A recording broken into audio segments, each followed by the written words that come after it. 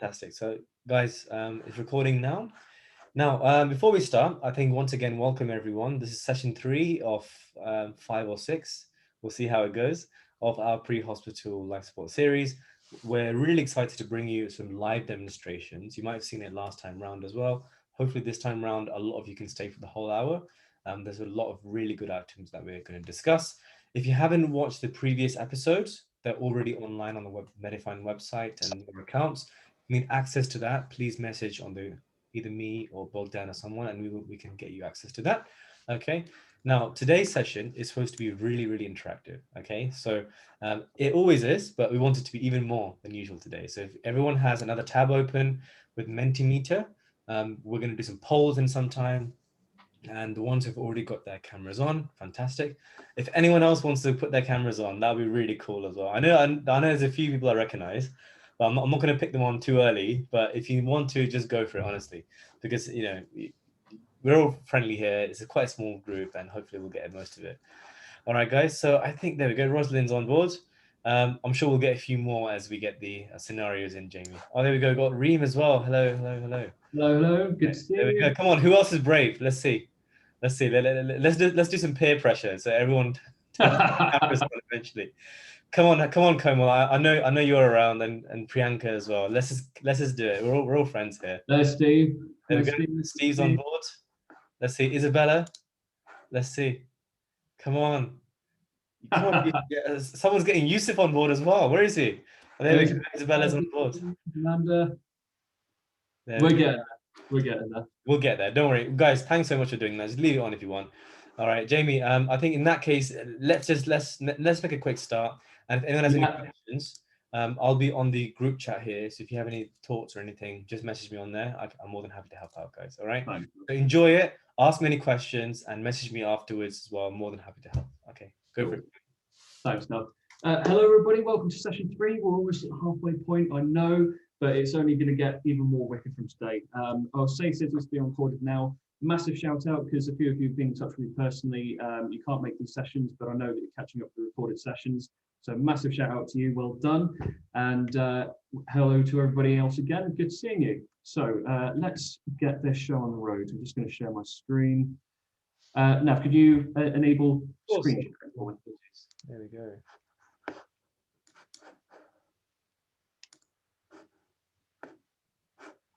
Nice one, thank you. Right, can everybody see my screen, all right? Yeah. Yeah, lovely job. So, let's get this started. Right, so the topic of this week, we're going to be looking at a bit more common first aid. We're going to be looking at observation, so the types of information that you need to gather from a casualty. We'll be looking at bleeding, from the minor little cuts all the way up to tourniquet application, so that's going to be great fun. And we're going to look at bones as well, so what to do if they're fractured and how you can improvise more importantly, because not everybody carries traction splints around with them. So we're going to look at equipment that you might have in your home or your flat or wherever, and how you can use that in a first aid situation. But first off, we'll just start off with a bit of warm up. Thank you very much to all of you who sent your reflective workbooks in. I can make a guarantee that any workbook sent in, I will definitely take the time to read and mark and make some comments. Because as Dr. Navin will certainly agree with me, it's a good skill to get the hang of, because in medical school, reflective practice is all the bread and butter. It's constantly, right, okay, how did that go? How can you reflect on it? How can you improve future performance? And it's not just useful for you, but it was useful for me as well, because all of the workbooks were very good indeed. There were some small areas in a few of them that allowed me to make a comment and it identified learning points that we can just discuss now. So all of the workbooks sent to me were all very good in their own way. So you're all going to be posted a prize soon. You can enjoy your little key ring pocket mask. So you can attach that to your keys or your school bag or whatever, and you think, I can save a life with this. So you're all heroes. So if you want to crack on with your reflective workbooks every session, we'll send them out. Send them to me. I will definitely read them, mark them, make comments or whatever, and we can do those. So from that then, there was a couple of points which I just wanted to address from the previous session. In a couple of workbooks, the pediatric CPR, there was a question asking how that was different from adult CPR, and a few workbooks put 15 compressions down. I'm not sure if that was a slip of the tongue from the session, but that's not the case. So in pediatric CPR, babies or young children, you start with your 5 rescue breaths first, and then you do your 30 compressions, then you go to 2 rescue breaths, and you repeat in the 30 to 2 cycle, okay?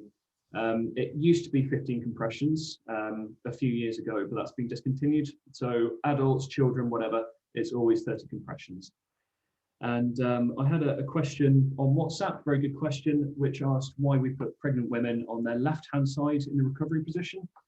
The reason for that is because it reduces pressure on a part of the heart called the inferior vena cava, and it allows the venous return. And what that means is that if we put the pregnant woman on the left-hand side, we're basically not squashing as many blood vessels, so it allows lots of decent circulation there.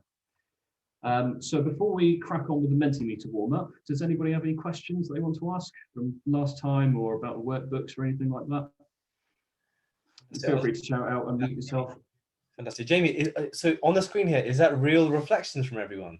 Yeah, these are all workbooks that were sent in from last week. These are all my comments on here. I know I've got doctor's handwriting, but yeah, some of the reflections, absolutely gold, absolutely brilliant. They were very insightful.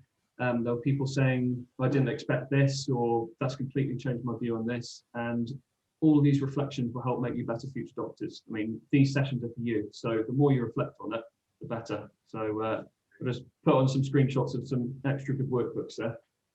Excellent, excellent. And just one more thing, guys. I think as James already mentioned, if you're going to be future doctors, you definitely have to start creating a portfolio. Okay, now portfolio is just all the evidence of everything you've done in terms of work experience, both virtual like this and also in real life. Okay, so you need to reflect early and as effective as possible, because imagine in 1 year's time for your interview or even further, you're trying to remember what did Jamie say. It's difficult to recall anything, isn't it? So you have to do these things. I'm giving you a very structured way of reflecting as well. So the more that you do this, not just in this, but in your own life as well, it actually creates a nice structure. So I really, really encourage that. Any questions, just message me on the group chat here. If not, Jamie will probably crack on. Yeah, so let's start off with our usual warm-up Menti questions. You've got the Menti website at the top there and the number. Can you see that all right at the top of the screen? Yeah. Cool. So if you get yourself logged in on Menti, we'll start the questions very shortly. Oh, someone's right off the bat there. Good. Someone's been listening to get on it. Got a nice blood red graph there. Good. Everyone's been listening to you, Jamie. Good. Well, I'm glad. So it looks like the verdict's coming in. Got 8, yeah, 9, 10. Cool. I don't think anybody's going to disagree with that. So absolutely right. Yeah, 100%. So it's the 30 to 2 repeat. So you start off, well, with the obvious exceptions of pediatric CPR. For adult CPR, you start off with your 30 compressions, your sternum, interlock your hands, then you do your 2 rescue breaths, and then repeat from there. Awesome. So this is an open question, so you can type your text and it will pop up on here. What is AVPU? Do you remember any of the letters? Let's see what we get in here.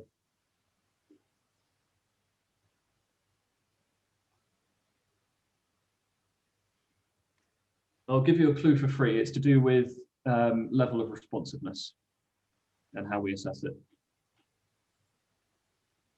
We've got awake and verbal.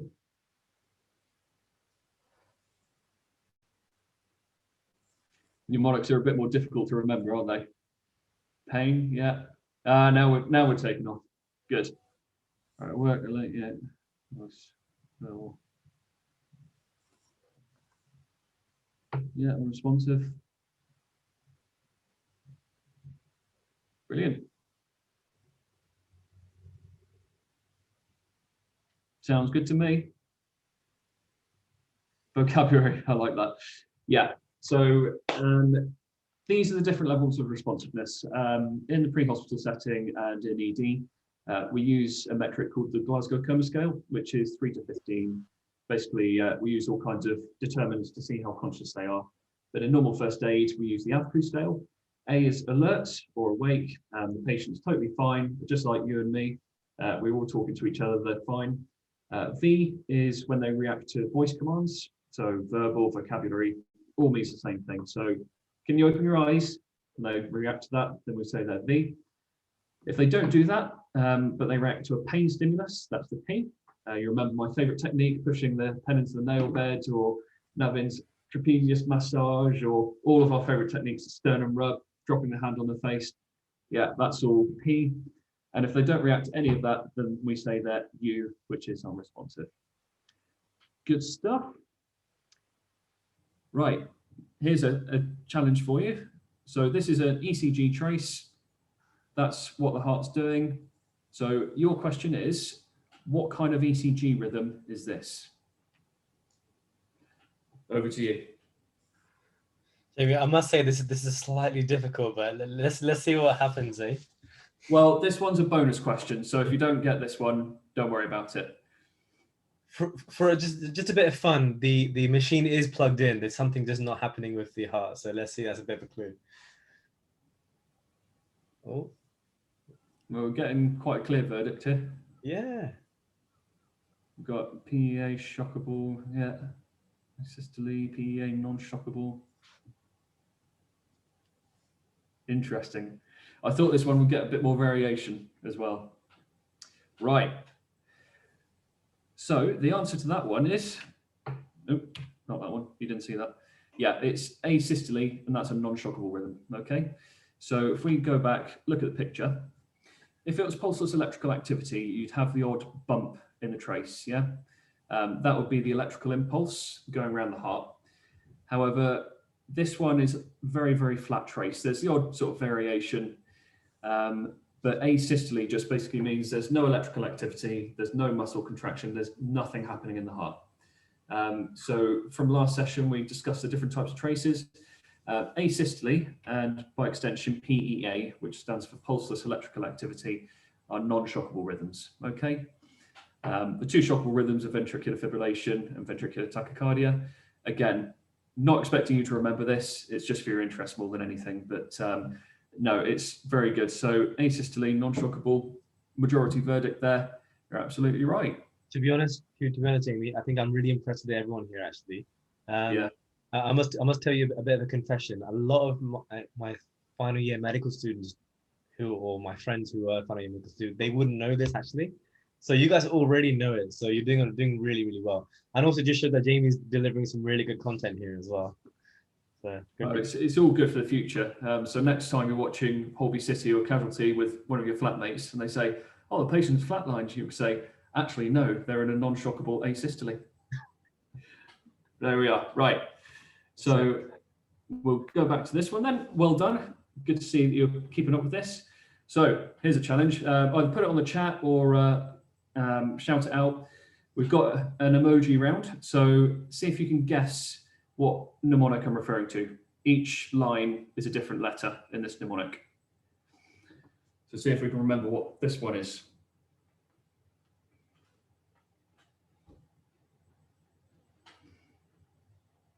So someone said danger.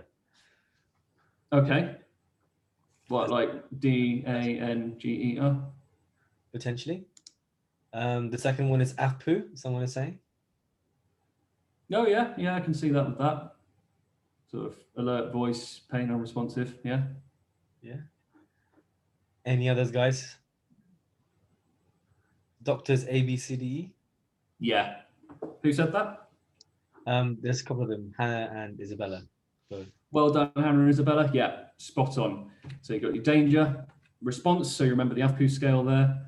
You shout for or you summon help, airways. That was a difficult one to find a picture of, so forgive me for that.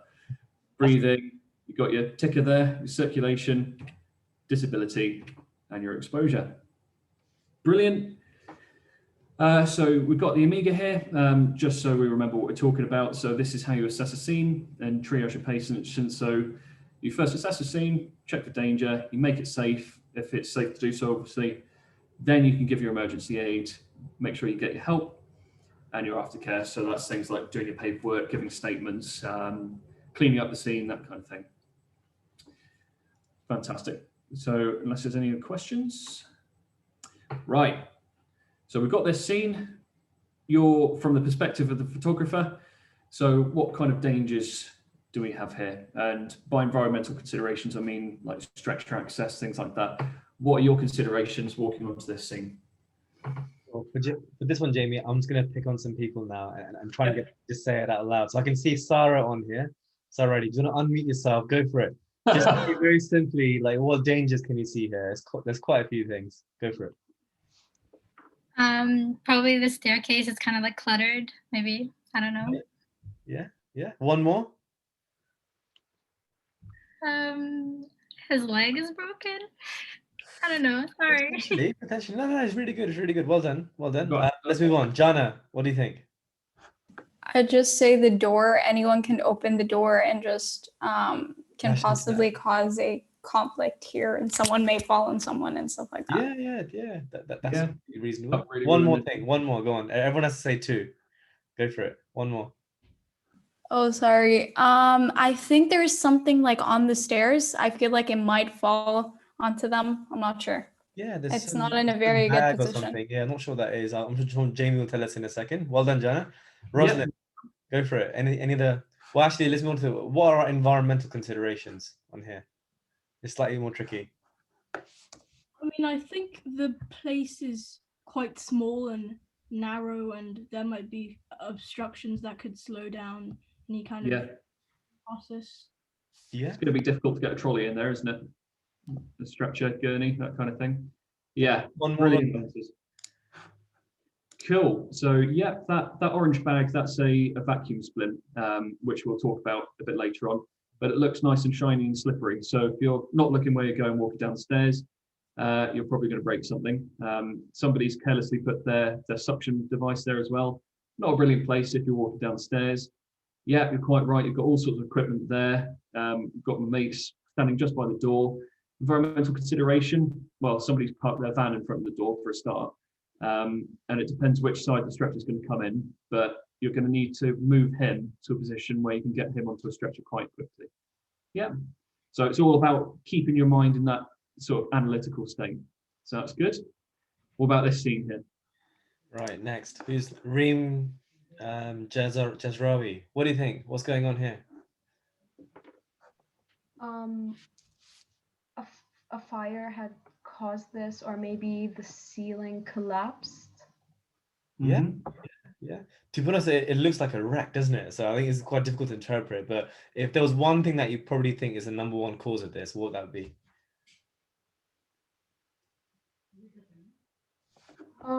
Yeah, I'd say a fire that just collapsed the ceiling.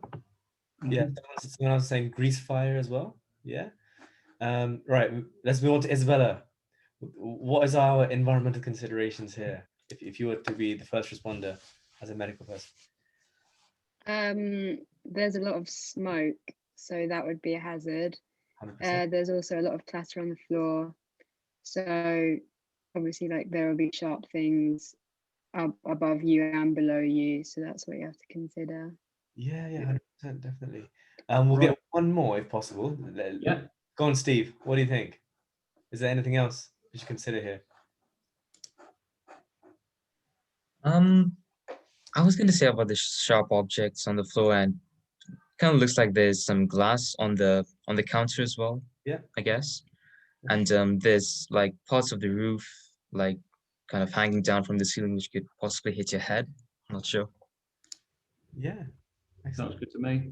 Yeah. Right. Well, I'll reveal something to you. I know exactly what this scene was like because this was my kitchen at the beginning of last year. The fridge caught light. And the reason why I've put this picture up here and the reason why I'm trying to hammer into you to assess the scene is because I have to make a confession here.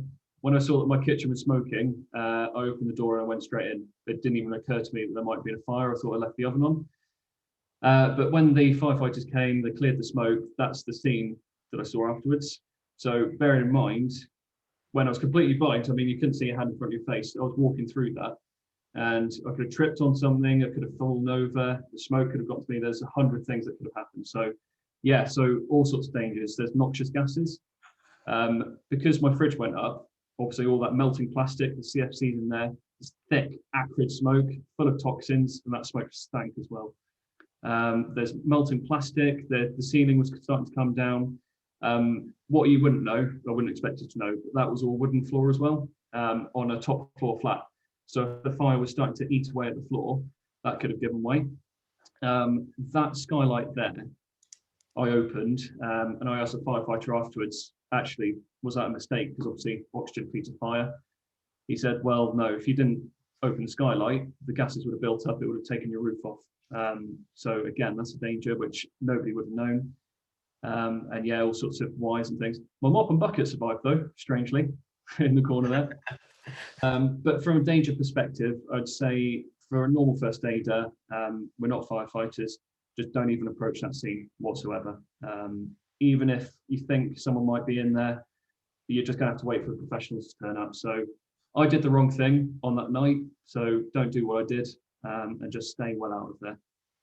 Brilliant. Jamie, one thing to say. I think that's a really, really really powerful lesson and a story that you just told here, because we always see this on TV, Hollywood movies and things, but you never assume that would happen to you, because we're always very, very optimistic in life, right? That would never happen to me. Like same thing, like, you know, you go on a plane and think, oh, that would never happen to me, you know, no hijacking, no terrorism, whatever. But these things sometimes can happen. So I think that's a really powerful lesson. So I think everyone's just wondering in their mind, how are you, Jamie? You mentioned about all these toxic fumes and inhalation.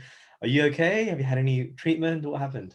Yeah, it was totally fine. Like I said, I thought I left the oven on, so I didn't think it was a fire. So I went in, opened the skylight.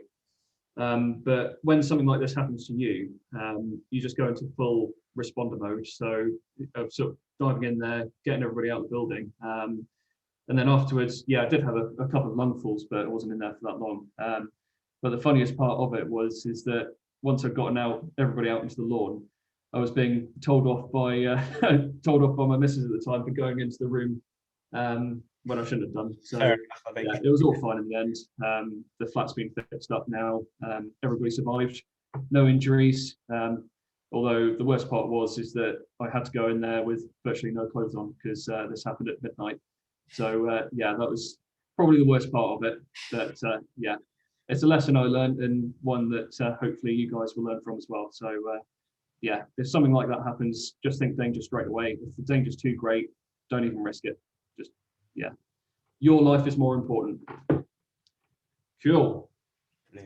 So today we're going to be finishing off the run over from last session. Dr. Navin's going to just briefly explain some of the causes of cardiac arrest, some of the things that might end up causing someone's heart to stop or not function effectively. We're going to look at secondary surveys, so the extra information that we can gather from a patient to inform our treatment. We're going to be looking at minor and major bleeding. We've got a bit of a workshop set up here today. I'll be the craftsman. You'll all be my apprentices today, so we'll look at how to fix people if they're bleeding. And we'll be looking at broken bones and improvisation, so how you can sort of function with minimal equipment and be resourceful, because that would be a good skill. So today we're just going to be building on your knowledge of basic first aid, but with a bit of a twist for future doctors. So we'll include some more gory details and talk a bit more about the medical aspect of it. How to take an analytical approach, so how to diagnose effectively, make the most of the information that you're given. How to be resourceful as well, because like I say, we don't always carry a first aid kit with us. So how can we use the stuff in our environment to help us? But as usual, these sessions are for you. So if there's any topics or any questions or anything that you want to learn a bit more about, let us know, because between myself and Dr. Navin, we've seen and done quite a lot. So if one of us doesn't know, I'm sure the other one will. So if you've got anything you want to learn, let us know, because these sessions are here for you. Brilliant. So Dr. Navin, you want to take this slide? Fantastic, guys. So let's just do a very quick recap, okay? So what is a cardiac arrest? I think that's the first question that you should always try and think in your mind. Now, it sounds really tragic, right? Arrest of a cardiac, or what's going on there. It basically means the heart has stopped beating by itself for whatever reason, okay? Now, the reason why we have 4Hs and 4Ts in a medical emergency or a medical scenario is that imagine I am the most senior doctor or whatever in a ward, and the nurses say, doctor, this patient has a cardiac arrest, or they've stopped beating, or they're unresponsive, okay? So you do your doctor's ABCDE, you'd assess that, okay, there's no heart, there's no pulse, there's no blood pressure, there's no breathing effort, okay, this patient's in cardiac arrest. Now, before you even go into this, what you do is in the UK, you call not 99999 because you're in hospital. You call something called 2222, and that's the emergency number. That means there'll be loads of doctors from all over the hospital. They'll come to your ward and they'll try and help you. In the meantime, you're trying to think in your mind whilst you're leading the team. Okay, so you can ask the nurse or some other members that or junior doctors to start the chest compressions and manage the airway, as we've already discussed. But as a senior member, you've got to think, why has this patient's heart stopped beating? Because that's the only way you can try and think, how can I restart the heart, right? You can't just try everything. You've got to think there must be a cause of this. Therefore, I need to try and find out what investigation and what management I have to do. Okay. Now, this is actually slightly above the our curriculum, but I think it's quite fun just to think about it a little bit. Okay. Right. So I'm going to just I'm trying to find the best way of doing this. I'm going to just ask you some people for some ideas of why they think each of these things might happen, and I'll give you a bit of a story. Okay, so we usually categorize into 4 H's and 4 T's, and this is probably about 95% of cause of cardiac arrest. There are some other causes, but you know, even in most hospitals, it's usually one of these things. Okay, right. So let's start with the H's then. So hypoxia. So hypoxia basically means low level of oxygen in the body, right? So once again, I'm going to start from the top and go down and think, what are the causes for all these things? Okay, so Sarah, can you think of any causes of low oxygen in the body? They might just not be able to breathe on their own, so they might have like fallen, something happened to their like the muscles around the ribs or something. So yeah, exactly. So lack of respiratory effort is a very, very common cause, and that can happen in elderly patients. It can happen in patients with neuro disorders like multiple sclerosis, dementia, Parkinson's, and it can also happen with overdose of some medications, and that can reduce your respiratory drive, like morphine and very strong painkillers can make you breathe less, and that can cause it. Okay. Now, someone else has mentioned COPD. Yeah, blocked airway, anemic patients with COPD. That all these are correct. Okay. Now, they will have a low level of oxygen in the body as a long-term thing, but why would it become so low that the heart stops beating is the question. Okay. That's probably because of something called decompensation. Now, what does that mean? A lot of people have anemia, a lot of people have COPD, right? But they don't have heart that stop beating. When it stops beating is that they have something else going on. They either have an infection or they have an allergy or a reaction to something, and that's caused their body to just malfunction. Okay. Now the next one, hypovolemia. Okay, that just means there's less circulation of fluid and blood volume going around the body. Okay. Now there's a few examples here of blood loss and everything, but I'm trying to think what are the causes for this, guys. So I'm going to go down. Come on, what do you think are the other causes of hypovolemia? How can you get less volume in the blood? The most like popular one I can think of is probably due to a hemorrhage, like if you've fallen over, or maybe if you have I'm not sure, like bleeding from like other areas in your body, so maybe internal bleeding, or that's exactly right. So I think you hit the nail on the head there. So we have two types of bleeding generally. You have external obvious bleeding. So you see a patient who's maybe had like a leg injury and is obviously bleeding, or some patient who's just laying there, you don't think anything's going on, but then their blood pressure is declining, thinking, where is the blood going into? So the abdomen, right, that we have, we can actually store our entire blood volume in the abdomen, and it wouldn't even look that distended, right? It sounds scary, right? So imagine if you've had like a peptic ulcer, like a stomach bleed, and it goes into the abdominal space. That can bleed for liters and liters, and you wouldn't even know from the outside, right? That's scary, isn't it? So you can get some seriously serious internal bleeding. Now, someone else has mentioned loss of fluids could be vomiting. That's absolutely right. I would hope that someone would have sorted you out by the time you've vomited out all the fluid. But yeah, usually, you would be able to be stabilized before then, but it can happen. Now with hypo and hyperkalemia, slightly more complicated, I'll tell you. So there's a normal range of potassium and other salts in the body that we have to try and maintain in a really tight range. And if it goes really high or really low, that can cause disturbances in the heart. Okay. And this is not to do with volume or oxygen. This is to do with the electrical conduction of the heart. Yeah. So it needs to have a very fine balance between sodium, potassium, and calcium. And if there's an imbalance, there's something called hyper or hypopolarization, and that basically causes like a bit of a, what's the best way of saying it? Like a short in the system, in the electrical system, and it just stops. So you might need to re-shock them back into action. Okay. Now another thing that we saw last time round was hypothermia. So you guys probably remember the guy laying in the river, in the cold river. So you can also get that. Now they're the H's. So with these ones, you probably of these ones in the hospital, you probably only expect the hyper or hypokalemia and the hypovolemia probably in the hospital, but outside you probably get the other ones as well, because we usually have so much monitoring in the hospital that you probably wouldn't get hypothermia or hypoxia without someone actually thinking or picking up much earlier. Okay, now moving on to the T's. Now these are the more common ones that you probably see outside of hospital. Okay, so thrombosis. What is that? That's basically a blood clot, right? It's a blood clot in the artery, coronary artery, that's feeding your heart. Okay, so if that happens, that's going to cause something called a myocardial infarction, which means death of heart tissue. Now, that's the number one leading cause of death around the world and number one cause of cardiac arrest as well. Now, the other one's slightly more weird and wonderful, but we'll go through it. So attention pneumothorax is a really strange thing to see, actually. I've only seen it once and it was quite mind-blowing. So in your lungs, in your chest area, you have a very tight cling film of airspace, okay? And the lungs are enclosed by this cling film. Now, what can happen is if you've got a trauma or an injury to your chest, or sometimes with genetic conditions or obesity, you can get a leak of air from the cling film and into the thoracic cavity, which means outside of the cling film and in front of the rib cage, and air can start building in there.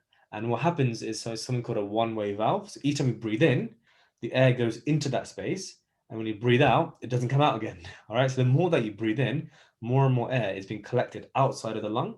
Right. It's very difficult to imagine. So I hope if you guys want, you can Google it afterwards or watch a YouTube video.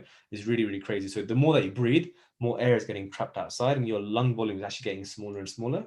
And that's actually an emergency, because imagine if the air is building, it's putting pressure on the blood vessels, putting pressure on the heart, and it will eventually cause an arrest. Okay, now tamponade is a Latin for compression, essentially, right? So there's a number of reasons why there could be a compression of the heart. There could be fluid, there could be blood, there could be air as such as well, and that is putting pressure on the heart, so it's not able to expand and contract as easily. Okay, now toxins. This is probably the rarest cause of cardiac arrest on this particular thing here, because you needed a lot of poisoning to have someone to actually stop their heart. Of course, toxins themselves and poisoning are quite common, but actually to overload the system, it does take quite a lot. So usually this is all within the context of someone already having a liver condition or diabetes or already a fragile heart, okay? Now, a couple of questions on here. So someone has mentioned, how would you know if someone is bleeding into the abdomen? Brilliant question, okay? Now, you can do an examination and you can put your hand on the abdomen and you can tap and it would sound really, really dull, okay? And you can move them left and move them right, okay? And you can almost feel, you can actually see the fluid like kind of slowly moving from one side to another. It's really weird. It's called ascites. I think the number one way of doing that is to do an urgent CT scan, okay? You can do that and then you can have a look through and think, okay, there is fluid in the abdominal space. This is abnormal. Okay, guys, so that was a really, really quick run through of the 4 H's and 4 T's. I hope that was helpful. It is probably quite daunting at this stage, but don't worry, keep it really simple. There's a number of reasons why a heart stops beating. As a doctor in the hospital, you're going to try and find out what was the cause of that, right? So try and think about H's and some T's. That's basically it. Amazing. Thanks, Dr. Navin. That was really insightful. Yeah, like we say, I mean, this is a bit beyond the normal first aid syllabus, but the reason why we thought it was prudent to include it is because I thought it was nice to see the end goal of your first aid and what the reason why ED doctors do what they do in the hospital. So if you think about it, if someone has a cardiorespiratory arrest, we need to do CPR. That's because we're trying to lessen the effects of hypoxia, for example. Or when we do the first aid for hypothermia, we're trying to warm them up. That's because we're trying to stop the hypothermia from setting in. So this is where there's this synergy of pre-hospital interventions and hospital interventions. So that's why it's so important to have the continuity between the two, for sure. And pneumothorax, things like that. There's pre-hospital techniques that we can do with chest seals, which is a bit like a whoopee cushion. It only allows air out rather than in. Or we can even decompress the lungs. You actually physically insert quite a thick needle until you hear a psss, and that's the air coming out. So if you're interested in having a demonstration of that in some other future session, ping a message on the group and we can have a look at it just for fun, because that's what this is all about, isn't it? Brilliant. So that's the 4Hs and 4Ts. So now we're going to get on to the real interesting stuff. So this time we're going to do the secondary survey, and this is all about the further assessment. So if you remember going back to last session, we've done the primary survey, which is a doctor's ABC. Yeah. So primary survey is all assessing the scene, assessing their response, their airways, their breathing, and the circulation. Now the secondary survey is all about the D and the E, so disability, exposure, and gathering a bit of a history. So we've done the primary survey. Now the secondary survey is just a bit more detail. So this is all stuff that you can record before paramedics turn up or before they go to hospital. And there's a few things that we want to find out. So we want to know the history. So what actually happened, but also their history. So is there a condition that they had that could have caused this? Did they lose consciousness? Okay, so what could have caused that loss of consciousness? So we're trying to build up a bit of a wider picture. Next thing we're going to look at is the symptoms. Now you may have heard this term interchangeably with signs, but there's a subtle difference between the two. So symptoms are injuries or abnormalities that either the patient or someone else tells you about, okay? So for example, a symptom of low blood oxygen would be cyanosis, so discolored lips, like a bluey kind of color. That would be a symptom because that's one that somebody can tell you about if you haven't seen it yet, or it can also be a sign. And a sign is something that you can see or hear or feel, something that's not quite right, okay? So secondary survey wants to use techniques to gather all that information, the history, the signs, and the symptoms. So there's two parts to do a secondary survey. The first one is taking the history, so gathering all the evidence that you need. Think of it a bit like an investigation, something like Sherlock would do, yeah? So he's going to take the history, so he's going to gather the clues. But you're also going to need some physical evidence. So that's when we do the top to toe survey. All right, so those are the two parts. We take the history and we do the top to toe survey. So how do you think we can gather history? What sort of stuff, what things can give us evidence, do you think? What facets? Anyone want to volunteer? Oh, sure. Yes, Sarah? I think you could ask them about like common like diseases or things that they could have, and then they could just like answer yes or no like quickly. Yeah, very good. Absolutely right. So on the chat, Jamie, we also have someone who said pre-registered medical records, so past medical history, I'm assuming. And another one is, what if a patient isn't conscious and how to get the history? That's probably a bit of a curveball for you. I think towards the end of this slide, we'll talk about that, Jamie. Yeah. Guys, I think for this one, let's keep it really simple, right? So let's not think about medicine for a minute and think, what do you want to know? It's almost like having small talk, right? Yeah, you're in front of someone and you're at a cafe. What are you going to ask them, right? How are you, right? So you start with an open question, yeah? Keep it really simple, open question, and then they'll tell you like a bit of a story, and then from there, you would then ask them more specific questions based on that. If it's a cardiac issue or a lung issue or a kidney issue, then you think, okay, fine, let's ask questions based on that. So you want to try and find like an open question first, and then narrow down is the best thing. Now, we've got some really cool answers as well. Someone has said you can use Socrates for pain, I'm assuming.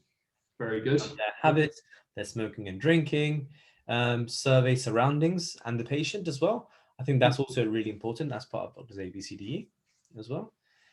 Jamie, go for it. Brilliant. Yeah, all right, all very good answers. So they might have documents with them. They might have a prescription slip, for example. You can question them, either the patient, because a good concept to bear in mind for when you're doing your medical training in medical school is that there's always two experts in any kind of treatment. That's you as the person who's treating them, but also the patient. The patient knows more about themselves than you do. So you can question the patient because they'll be able to tell you everything that's wrong, or you can question their friends. So you remember back to our first session with Martin, his friends told us that he probably ate something he shouldn't have done. They told us that he's on certain types of medication, so you can question them a bit more about it. Okay, what did he eat? So on.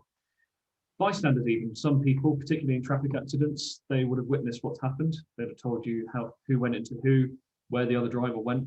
I've attended road traffic accidents where one of the drivers was missing. I didn't know where he went, so I asked a bystander, where did he go off to? And they pointed, and it was actually that dude wandering off in the distance somewhere. So you could ask bystanders for a bit of insight. MOI, that's mechanism of injury. So when you're assessing wounds and things like that, okay, how did that happen? Were you hit? Were you stabbed? That kind of thing. So medications like angina, they could carry GTN spray, EpiPens for anaphylaxis. That's always a big giveaway. But just get a dialogue with them, have a conversation. Okay, so what was the last time you ate? Okay, what did you eat? Did that make you feel a bit jippy? Where's the pain? So on. But also clues, all right? Is there a pattern of blood, or is there a dent on the bonnet of a car, something like that? Or is there like a slip mark, broken glass? It could be anything. So try and picture this a bit like a crime scene. So you're the first person on scene, you're speaking to the patient, but you're also looking for clues around, especially if they're unconscious. So that's all part of taking history. So they might even have warning bracelets, particularly diabetics or people who have a pre-existing medical condition. Epileptic seizures, they quite often carry some sort of warning marker on them as well. Might be a necklace or a brooch saying diabetic. So have a look out for those as well. But what we do is we take a sample. So another mnemonic, you know we love them. So we've got the sample. So we're going to look at signs and symptoms, as we just discussed. So what's wrong with them? So we're looking at the D and the E. The A, allergies. Okay, so have you got any allergies? Could that have contributed to this? A few people out there are allergic to penicillin. So that's a very important thing to pick up, especially if they're going to need antibiotics and they don't tell the medical staff, you're potentially giving them something that will give them an allergic reaction. So we look at allergies. Then we look at the medications. So what do you need to take? How often have you taken it this morning? Particularly with epilepsy medication, sometimes usually they're pretty good, but sometimes they forget to take them. When I went up Ben Nevis, we came across an old chap who's probably about 65. I mean, fair play to him for trying to climb a mountain, but he was very out of breath, quite wheezy. So we had a bit of a chat with him, and he said that he was asthmatic.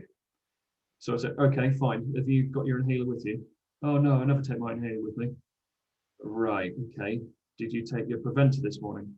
Oh, no, I didn't take that either. Okay, fine. So you've got to ask whether they've taken their meds or not.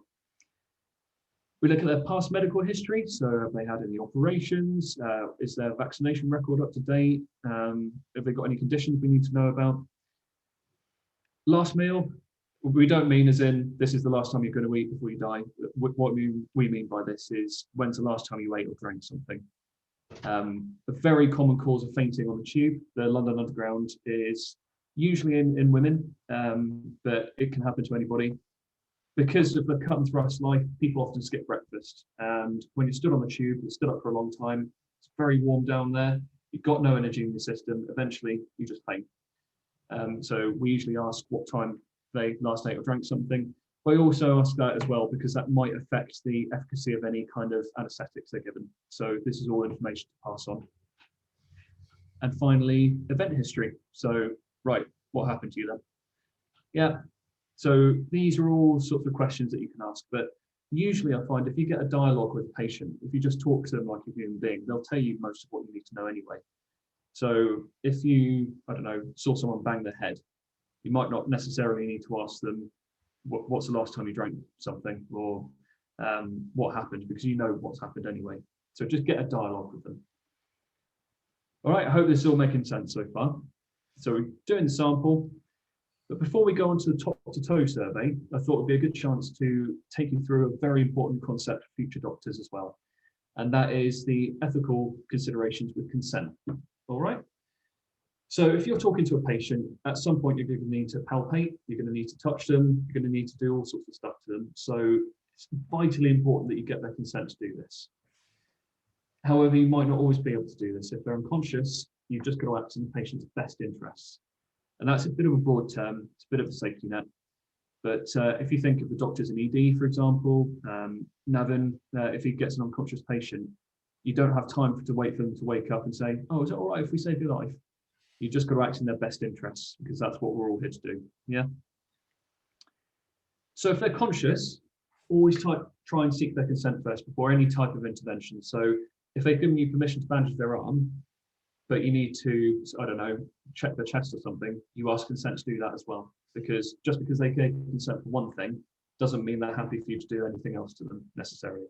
So there's 3 types of consent, main types of consent. So let's see, Isabella, do you know one of them? Have a guess? Could you have verbal consent? Yes, So absolutely right, yeah, well done. Yeah, so it's verbal consent. Steve, do you want to have a go? Once verbal consent, could another one be written consent? I'm not Yes, sure. written and verbal, fantastic. And there's a third type. I saw the chat flash them. Someone just mentioned about parental consent. Yes, yeah, that's a good idea. That will be encompassed in these 3 main types. So we've got written, you've got verbal. Let's say I say to myself, is it all right if I bandage your arm? And I go like that to you. What type of consent is that? Yeah, so Raphael has mentioned non-verbal, nodding, indirect. I think it's so close. I think the word that we're using was slight. There we go. Someone's mentioned implied consent. Fantastic. Okay, Well great. done. Well done. So for future doctors, you need to know about the different types of consent. So we've got written, so like a care plan or a patient group direction, something like that. You've got spoken. Yeah, that's fine, mate. Yeah, crack on.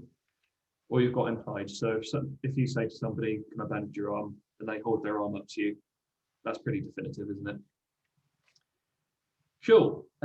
So this covers your back, basically. It ensures you're acting ethically. So you're acting in beneficence because you're trying to do good for them, but also you give the patient autonomy. So if they don't want a treatment done to them, you don't do it to them unless you're acting in their best interests and they can't consent. All right. So what do we think about do not resuscitate orders? Because this is going to, I guarantee this will come up in some kind of ethical workshop you'll do at some point.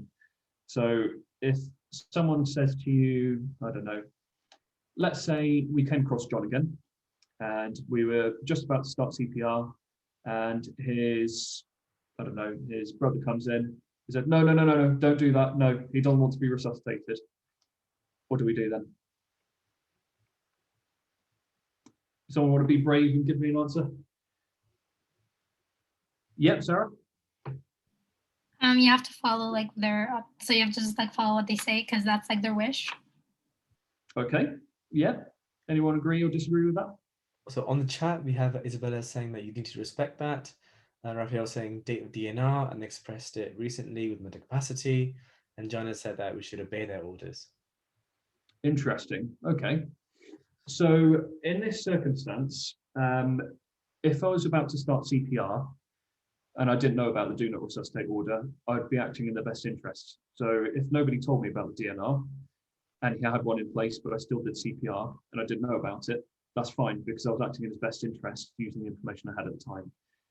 But in this case with John, if his brother came in and verbally said, oh, don't do that, he doesn't want to be resuscitated, I've got no evidence that that's what the patient wanted. Unless I have a physically signed piece of paper or a bit of evidence saying do not resuscitate, then I'm going to have to assume that that's not what the patient wants. So you always act in their best interest.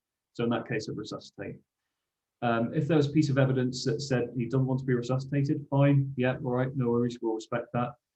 We'll do what we can short of resuscitation, so respect dignity, that kind of thing. If somebody had it tattooed on their forehead, do not resuscitate, that's not evidence. So again, we wouldn't take that as gospel. All right, so these are all ethical considerations you need to think about. But I thought I'd drop that in there because it's quite useful for your future careers as physicians. So there we are. So top to toe survey, what I'll do is I'll save the practical for that when we do the fractures, because I've got a simulated casualty set up down there. So before I start maneuvering his limbs and things, we'll demonstrate that then. So first rhythm check. How are we feeling about this? We keeping up so far? Anybody got any questions or anything they're unsure of? All right. I think we're doing okay, Jamie. Yeah. Brilliant. So let's crack on with minor and major bleeding then. This is my favorite. I love this. So we've got minor and major bleeding. So we're going to talk a bit about this. So all a wound is basically any kind of break in the skin or an internal body surface, that could be like a blood vessel, that may disrupt the circulatory system. And we're not necessarily talking about shock, though that can happen. It's just anything where blood is getting places where it shouldn't be. So usually outside the skin, but it could also be internally. And as we all know, the circulatory system has all kinds of different blood vessels of all different sizes and pressures. So we start with the big juicy ones, like the arteries, and then we have the veins, where the oxygenated blood returns back to the heart. We've also got small versions of those two. So we've got arterioles and venules. That's supposed to say venules rather than venues. And capillaries, which are all the tiny little blood vessels that you usually get tip of your nose, that kind of thing.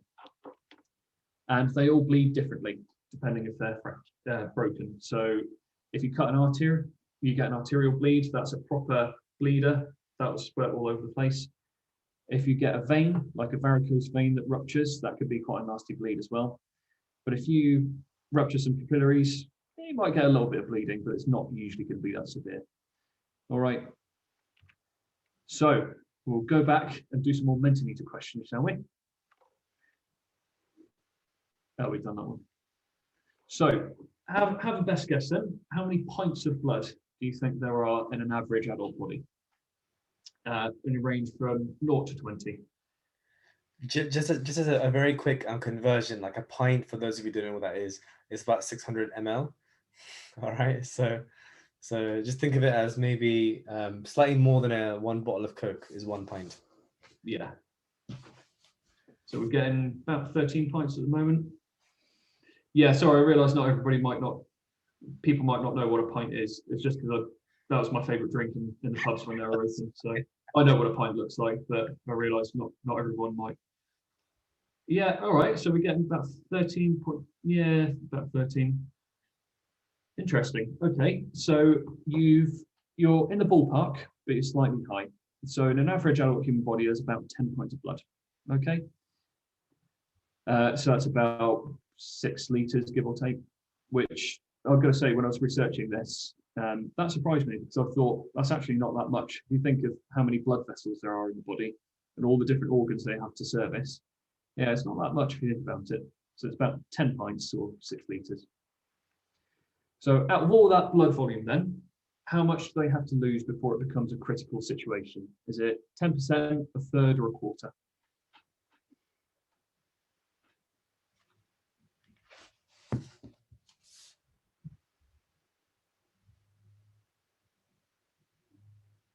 Okay, well, a third might be neck and neck at the moment.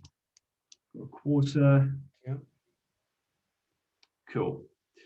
Well, if you put a quarter or a third, it's sort of between those two. So both of those are technically correct. 10%, you might start getting some initial symptoms, but that would be like a very heavy session at the blood giving clinic. Yeah.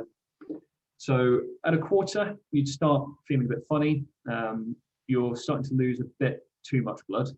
When you get to a third, that's usually when shock starts setting in and you get some more severe symptoms. So if they get to about a quarter blood loss, it's starting to get serious.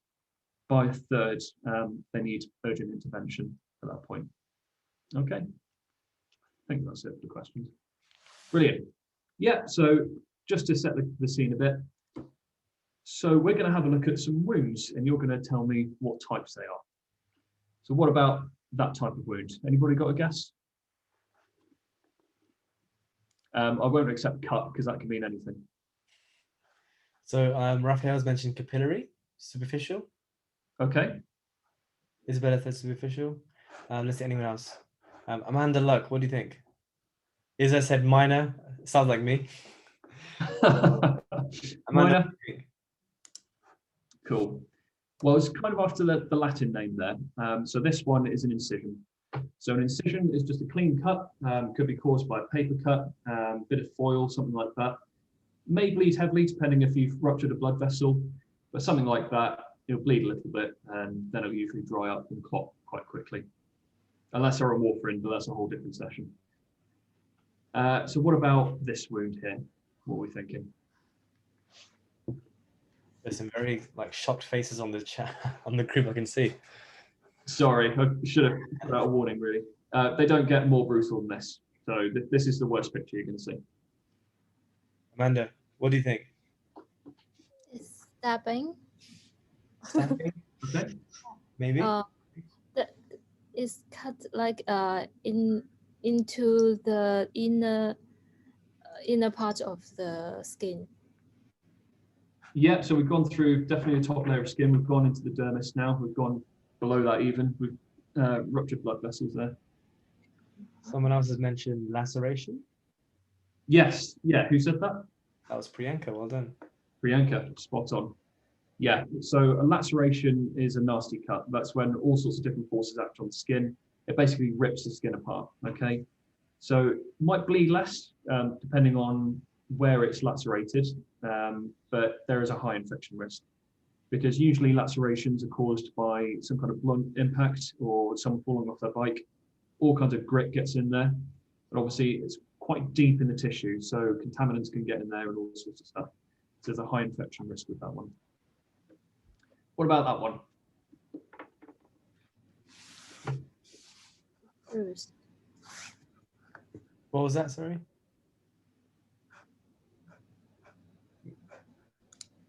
Let's see who else do we have? Reem, what do you think? Reem Jazavi. What's going on here? Could it be caused by friction? Yeah? Yeah. Potentially. But how would you describe this wound?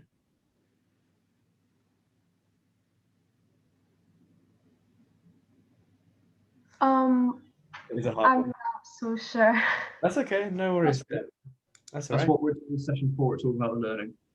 So this one is called an abrasion, otherwise known to you and me as a graze. We've all done it at some point, playing rugby or whatever. And that's just a superficial wound. So it's capillary bleeding there.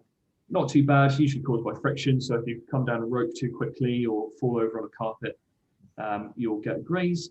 And depending on how big the graze is, it might get infected. There's a lower risk, but there's a possibility there, especially if you get grit in there and it's not washed out properly.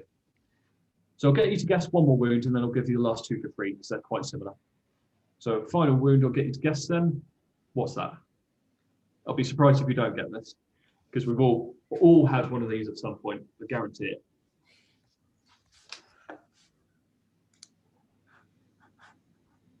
Steve, what's this? Go for it. Oh, sorry, you're on mute, I think. Yeah, sorry. I don't know. Is that internal bleeding? What, sorry? Yeah, otherwise known as a Bruise? That's yes. it? Oh. Yeah, so that's a bruise, otherwise known as contusion. So blunt blow, you've probably walked into the edge of the bed or something. I've done that, it hurts and it bruises quite nicely. You can get bruised ribs as well, very painful, often confused with fractured ribs.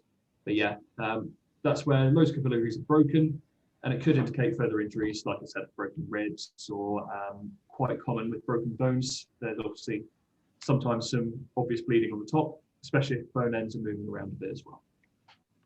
Now these last 2 I'll give you for free because they're quite similar. This one is a puncture wound. So even though the wound itself looks quite small, there's usually quite a long track of internal damage. Depends what's stabbed them basically. So very common with animal and even human bites sometimes, or if somebody's cutting up, I don't know, a chicken or a turkey or something, and they somehow manage to skewer their hand, that'll be a puncture wound. Embedded fish hooks, that's another one quite common. So yeah, anything sharp and pointy that goes in, it's going to cause a puncture wound, and there's very high risk of infection with that one. So chances are they need to go to the hospital and have some kind of antibiotics. This final one is a stab wound. All right. So you see it's slightly different. This one was done with quite a sharp pin-like object, probably teeth, I'd imagine. This one, it's a bit wider and it follows the track of the knife. So it's very deep penetrating incision. And depending on where it's gone into, there's all sorts of internal damage that could be done. So if somebody's stabbed near the heart, there's all kinds of blood vessels there, very sensitive, that could be ruptured. If they're stabbed in the meaty part of the thigh, yeah, it's going to do some damage, but unless they nick one of the arteries, it's not as severe as one next to the heart, for example. So those are the different types of wounds that you might see, just for a bit of context, but they're all treated more or less the same. So if somebody comes up to you with bleed, the two principles are put pressure on it to compress the blood vessels there and elevate it above the level of the heart. Okay, so you can apply the pressure with sterile badge, sterile dressing. You can put some tissue on it as long as it's not the fluffy type, or even get them to put the pressure on it if they're conscious, or if you've got a glove on, just hold it with your hand if you've got nothing else. All right. And for the elevate part, like I said, you raise the affected limb above the level of the heart. So why do we do that, do we think? Let's go down. Anya, what do you think? Kira? I'm not really sure, maybe to like distribute the pressure more evenly so their flow of bleeding is a little bit slower. Yeah. Why would it be slower? You're on the right lines. Right. So if I got Essentially like a distribution of gravity. Yes, yes, spot on. Well done. That's exactly the answer I was looking for. Perfect. So if you think about it, if I got you all, don't do this, but if I got you all to put your hands above your head and hold them there for the rest of the session, eventually you're going to start losing sensation in your arms, yeah? Or we've all done it where we slept on our arm, we wake up with a numb arm, pins and needles, it feels horrible, doesn't it? The reason for that is because as good as the circulatory system is, it has a hard time working against gravity. So if we had a cut in our arm, in addition to putting on the pressure, if we raise it above the level of the heart, the blood has to work against gravity to get to that wound. So those are the two belt and braces approach to minimizing the bleeding. So there's less blood getting there in the first place, and of the blood that does get there, it means that the pressure you're applying should mean that it minimizes the bleeding. All right, so pressure and elevate with any kind of bleed, and you should be fine. So let's go to our bleeding workshop. I'm just gonna go onto my camera thing here. Sorry, I'm a bit of a Luddite when it comes to this sort of thing. I'm usually quite slow. Right. Can you see my desk all right? So everyone, just as a thing, to make it full screen, put it to speaker view so you can see him in full screen. So I'm just gonna adjust this so you've all got a good view. So we've got a bit of a workshop today with all sorts of different equipment, and we've got our simulated arm with a few different wounds. Is it contrast all right? Can you see that okay? Jamie, just sorry, 1 second. Would you mind just lifting the camera slightly so we can see more of the arm and what you're doing? Thank you. Yeah. Perfect. Yeah. Great. So let's start from minor and go all the way up to major. So ignore that one for now. We've got this little incision on the hand there, not too serious. So if somebody comes up to you with a wound like that, the first thing you're going to want to do is just have a look at it, see how severe it is. All right, so the first thing you do before any kind of bleed, because you're dealing with bodily fluids, always put on your PPE. So gloves in this case, because you don't want to infect the wound and you don't know if they've got any kind of nasty conditions or bugs or anything. So just put on your gloves there. So we're having a look. That doesn't look too severe. If they've got some grit in it, you can either get a sterile pod like this. This is just salty water, or you could use a tap, something like that. If you don't think it's going to bleed too heavily, just give it a little bit of a washout with a bit of tissue or something like that. So give that a bit of a wash. And I'm just waiting for a second to see if any bleeding comes back. Doesn't look like it is. So next thing I'll do is I'll dry it a little bit. This bit might sting a bit, but if you've got any alcohol wipes, just sterilize it too. Just make sure it's nice and clean. Let that dry out. And then we can just apply the humble plaster like so. Although it's tempting to slam a plaster straight onto somebody, but we have to make sure first, obviously, they're not allergic to plasters, because some people are. I mean, it's extremely unlikely it's going to give them anaphylaxis, but it might give them a nasty rash. So what we do, put the non-sticky pad part, you can't really see that, there you are, non-sticky pad on the wound. Don't put the sticky part on the wound because that will rip their scab off and they won't be very happy about that. And there we are. So we put the plaster on the wound. Pretty simple, isn't it? Lovely job.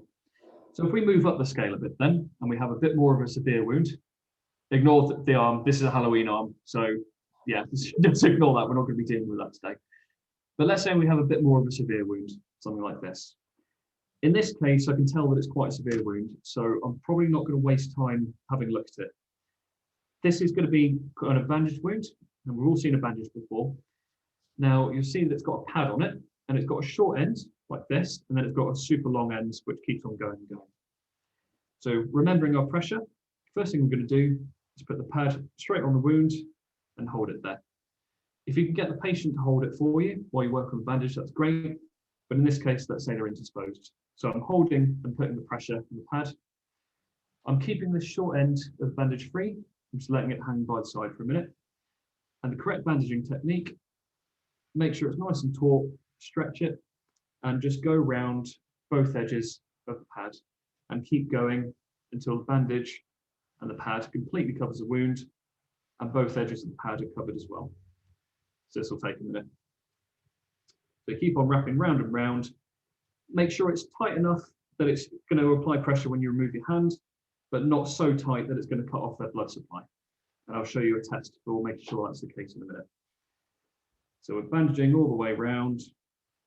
And then when you get to the end of the bandage, tie the knot on top of the wound if you can, because that's a bit of extra pressure there as well. So you see that our bandage is nice and tight there. It's completely covered the wound. All right, you'd struggle to get a finger underneath it. That's what we want.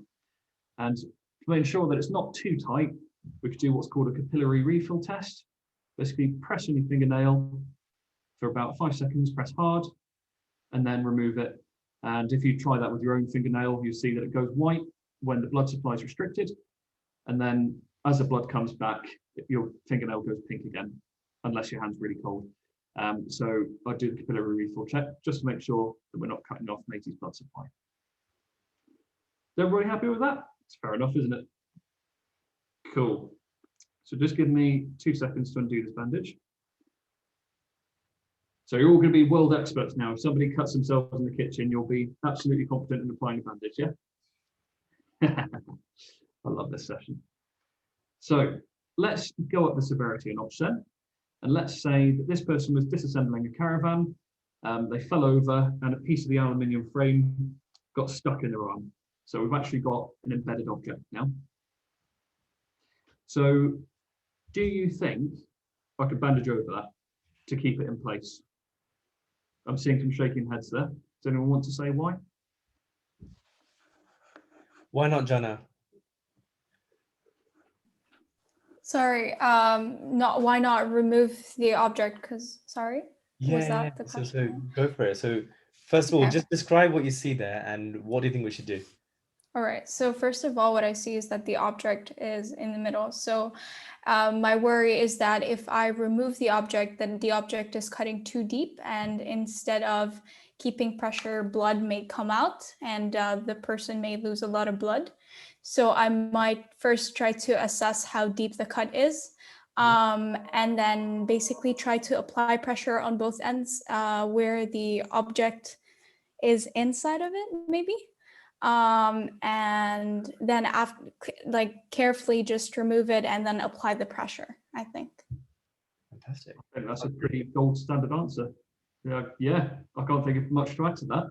That's really yeah, that's really good. Well done. So let's demonstrate how to do that in practice. So yeah, you're spot on. As tempting as it is, don't remove it, because this, depending on how deep this goes, this might have severed a blood vessel, and this is effectively acting like a plug right now. All right. So if we remove it, they've got a high chance of making the injury a lot worse. So if we've got a nice embedded object like this, we want to make sure that it's immobilized. So it's not only not going to move, but it's also not going to be bashed by something. And the way we do that is we need a few bandages. So if you've got 2 bandages like that, put it either side of the object. You see that? So it's sandwiching the object nice and still. And then what we do, holding those in place, this bit's a bit awkward when you've only got one hand free. But you get a roll of bandage. It can either be one with a pad or one without, doesn't matter. And literally all you're doing with that is you're rolling it around these 2 rolls to keep everything in place. All right. So I'll do this bit quickly. It won't be the neatest, but as long as we get the principle across. So bear with me a second. So I'm rolling this all the way around the rolls, like so. In this case, I wouldn't tie the knot on top because that would be pressing it in. So I'd do the knot underneath, okay? Doesn't have to be a best knot either. Could be a double reef knot, or if you're really extravagant, a bow, it doesn't matter. And there we have it. So you see the embedded object is now nice and stable. That's not going anywhere unless someone starts flicking it. And it's all nice and contained. If it starts bleeding, then you probably remove this lot and put fresh bandages on. So we've gone from minor cut to a bandaged sort of laceration, and we've gone up to embedded object. Everyone all right with this so far? Lovely job. So a quick rule to remember about bandaging. If you put a bandage on and the wound bleeds through it, you put another bandage on top of that one. Okay, so you've got two bandages. If it bleeds through the second bandage, then remove all the bandages you put on so far and put on a fresh one and repeat those steps. So if it still bleeds, put another one on. If that bleeds, take them off and so on. Brilliant. So we've done embedded object now.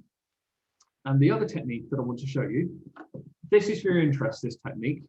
This one you won't be expected to do as a first aider because this is a skill that only clinicians are allowed to do. Have you ever heard of tourniquets before? Some of you might have, some of you might. Right. So a tourniquet is used, it's basically like a very rigid band that you put around an affected limb. So let's say that we've encountered a tree surgeon who's fallen out of his tree and a chainsaw's gone through his leg. So he's amputated his leg below the kneecap. As you can imagine, that's severed a lot of blood vessels, and it doesn't matter how many bandages you put on that, that is going to bleed and bleed and bleed. Yeah. Our main concern at that point is going to be the hypovolemia, because that's going to set in very quickly. So there's a technique that paramedics and doctors can use called a tourniquet, and that effectively cuts off all the blood supply in a vessel. You are literally putting a band around the vessel to squeeze all those blood vessels to stop the bleeding. Yeah. And there's different types of tourniquet you can get. There's certain types called combat action tourniquets, but I have what's called a tourniquet, and all you need for that is a little key, a bit of plastic that looks like that, and a triangular bandage, which you can find in any first aid kit. Yeah, and a little sort of anti-pinch card. So let's show you how one works. So if we go back to our desk here, let's say this wipes barrel is part of the leg, right? This is where it's amputated, and this is the sort of meaty part of the leg above it. So all of this is gushing out here. First thing I'd do is put on anti-pinch cards. Just put it on top, doesn't matter where on the limb you put it. Get your triangular bandage, make sure it's a nice long length like that. Put it underneath the limb and just do one quick knot on top of the limb, like so. And try and put the knot on top of the anti-pinch card. Bearing in mind you'd have to do this quite quickly if they're actually bleeding. All right, so just a simple knot so far, you'll see that. Then the next thing we'd do is we'd put our tourniquet on top of the first knot, tie another knot on top, so it's actually knotted between the two knots. And this is how every tourniquet works in principle. So you've got a situation like that, and then this is the part which is going to hurt the patient, unfortunately. But bearing in mind you're acting to save their life, you're acting in their best interests. You twist and you keep twisting until the bleeding stops. All right, so bearing in mind this is going to be significantly uncomfortable for the patient. But you twist, and then in the end, once you've got enough pressure that it stops the bleeding, this hook goes underneath the triangular bandage to hold it in place. So it doesn't look very pretty, but that's stopped the blood flow there now. And the last thing we do is just write on their limb the time we applied it, so 12:15. And the reason for that is because the doctors in ED would need to know how long this has been on there for. So we've acted to save a person's life. By cutting off all the blood supply from that point downwards, we've effectively stopped them from bleeding out. Yeah. So in our bleeding workshop, we've looked at the most common ones you'll encounter, which are the tiny little cuts. We've looked at ones which might need a bandage, very common on the head because it's quite tight skin, it bleeds a lot from there. But we've also looked at how to deal with embedded objects and how tourniquets are used as well. Like I say, with tourniquets, we showed that just for your interest. It's not something you'll ever be expected to do unless you're a fully qualified professional. Dr. Nav, any of you come across any tourniquets in ED before? Yeah, first of all, Jamie, that's a fantastic demonstration. I think the guys here are really lucky to see that actually in firsthand. And to be honest, that's the first time I've ever seen the tourniquet that you've just shown here. It just shows that, you know, as a hospital doctor, as a medical doctor in the hospital, we see these things because we have like a tourniquet actual device that we use really quickly. So I think it's really nice to see that. Now in ED, we don't really encounter too many tourniquets because usually the pre-hospital paramedics or someone like Jamie would have already dealt with most of it. So by the time they come to hospital, we don't really need to do that. Now, what we can encounter is in like something called a trauma call. So say there's been a major car accident or a high impact velocity injury, something like that, where there's multiple areas of bleeding. And that's when I think there was one last year we saw that. I think a patient had been hit by a car, you know, unfortunately. So they had both a fractured lower limb, so their tibia and fibula, and also in their upper arm as well. So this there were some people sorting out the lower limb, and I was in charge of sorting out the arm. So we actually used a really simple device where it locks by itself in the hospital, and that was actually really good, and it stopped the bleeding. But to be honest, as a June doctor, when it is that major and that much blood loss, the patient is usually directly transferred to the operating theatre quite quickly. So we do a little bit of stabilization and they go to the definitive management, and that usually needs like a washout and actual suturing of the blood vessels as well. So that's what usually happens. So I think it's a fantastic demonstration there, Jamie. Honestly, the Halloween arm is is really cool to see. I think it's definitely given even me a little bit of revision actually. So I think you guys are really lucky because actually in medical school you literally don't get any of this training. So which I actually found in hindsight now is a bit strange. So you know, whenever you see something happening on the street, you know, I would know how to do the major management, but sometimes simple things are simple, and it's so good that you're teaching us this, Jamie. So brilliant, thank you. Oh, you're more than welcome. It's if you take nothing away from this session, just remember the simple techniques for the simple cuts. So how to put a plaster on, how to put a basic bandage on, because that's normal everyday first aid. Anyone can do that. All right. So after this, if one of your flatmates or one of your parents, I don't know, cuts themselves in the kitchen, you'll be straight in there. You'll be a world expert on bandaging, won't you? Yeah, cool. Right. So we've had a look at that. There's one other technique that I can't demonstrate because I don't have the equipment, but I've got a video to show you. It's only like a 10-second clip. So I'll just share my screen again. Can you all see that all right? Yeah, cool. So if we've used our tourniquet, or if we haven't got a tourniquet and the wound is still bleeding, we're talking quite a catastrophic bleed now. There's a technique we can use called wound packing. There's wound packing and there's like chemicals, substances called hemostatic agents. This is something that paramedics and trauma doctors would carry with them. A hemostatic agent is basically a powder, a bit like Celox, where you pour it into the wound and it does some kind of weird chemical reaction where it actually congeals the blood right there and then. So the blood itself acts like a plug. And wound packing is when you have like a gauze or a bandage covered in this hemostatic agent.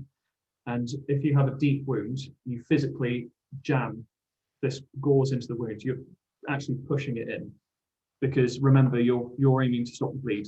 So it's going to hurt a lot, unfortunately, but your only objective at this point is to stop the wound. So what we've got here, you can't see it that well because it was shot on a potato rather than an actual camera. But this is meant to be a simulated arm here. Those are my hands there.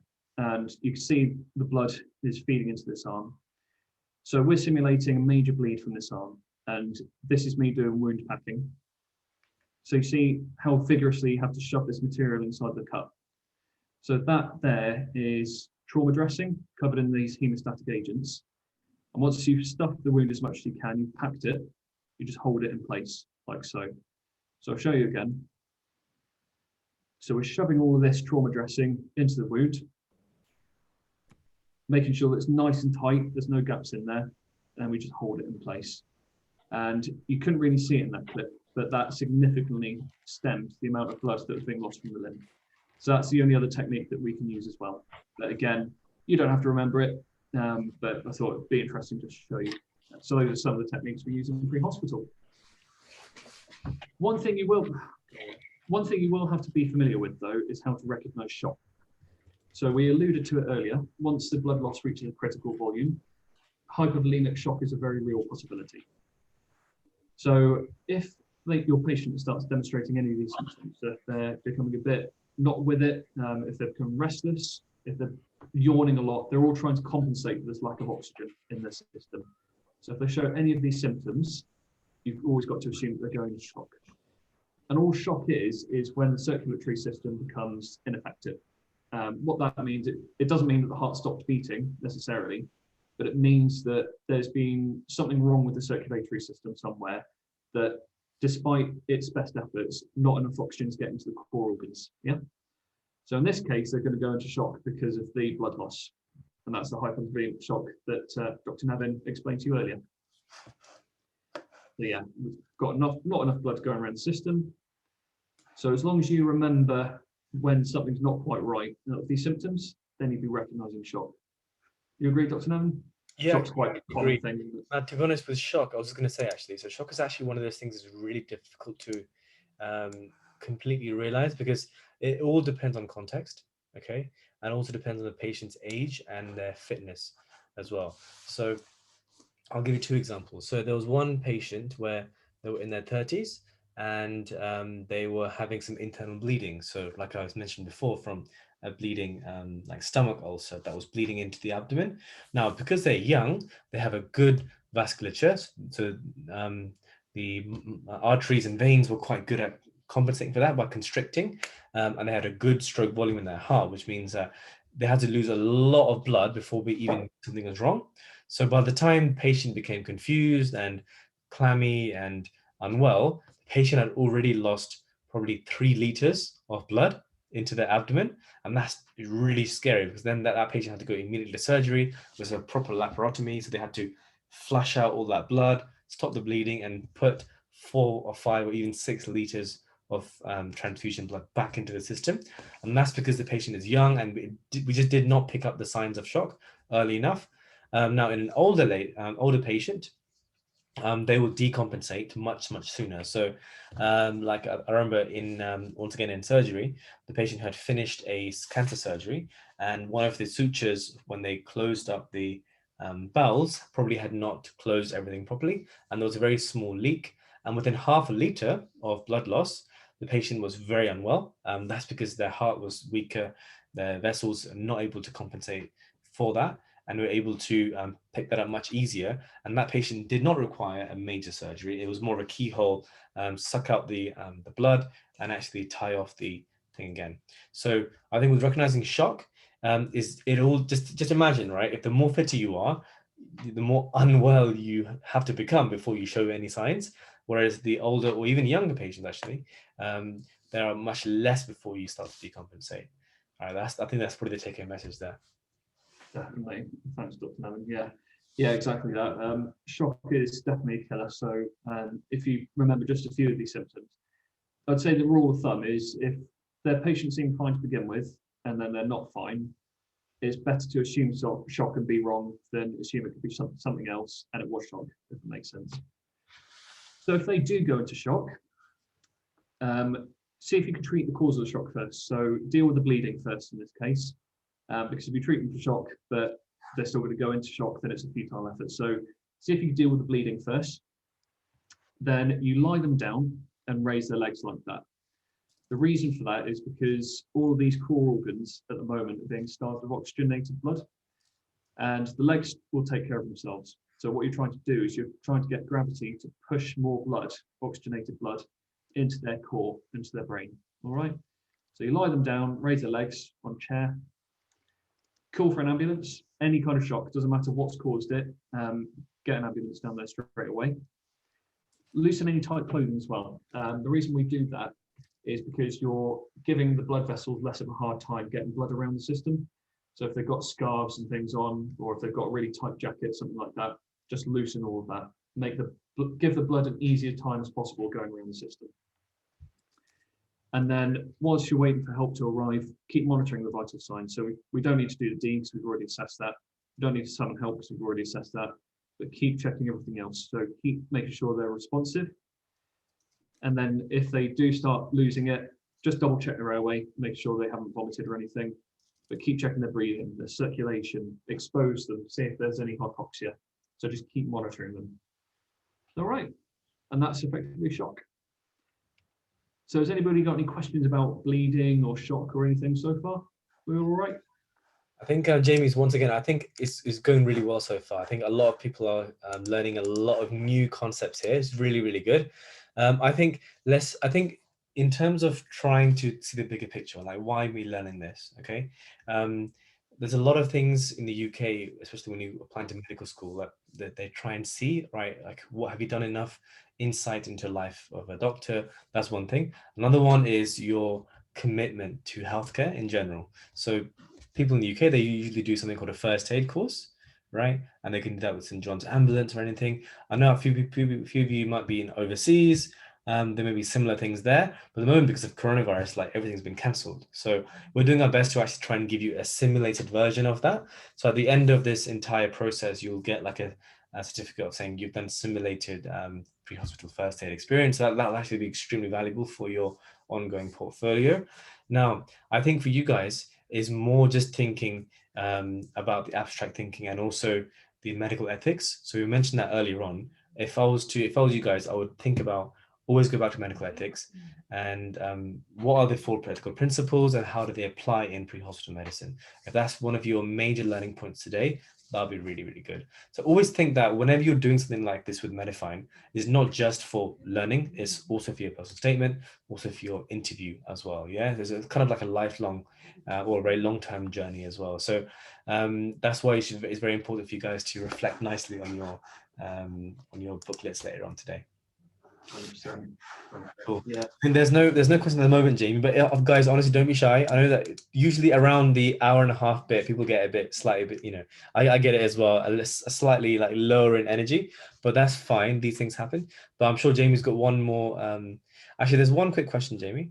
Yeah. Would it be possible to go back to the slide where about treating hemorrhaging? Yeah. Yeah. So that was from Rosalind. She just wants to have a quick check about that. Rosalind, was there any particular question you had about that? Or did you just want to see the slide? You can unmute yourself. Yeah, I understand the concept, but I just wanted to know how to word it.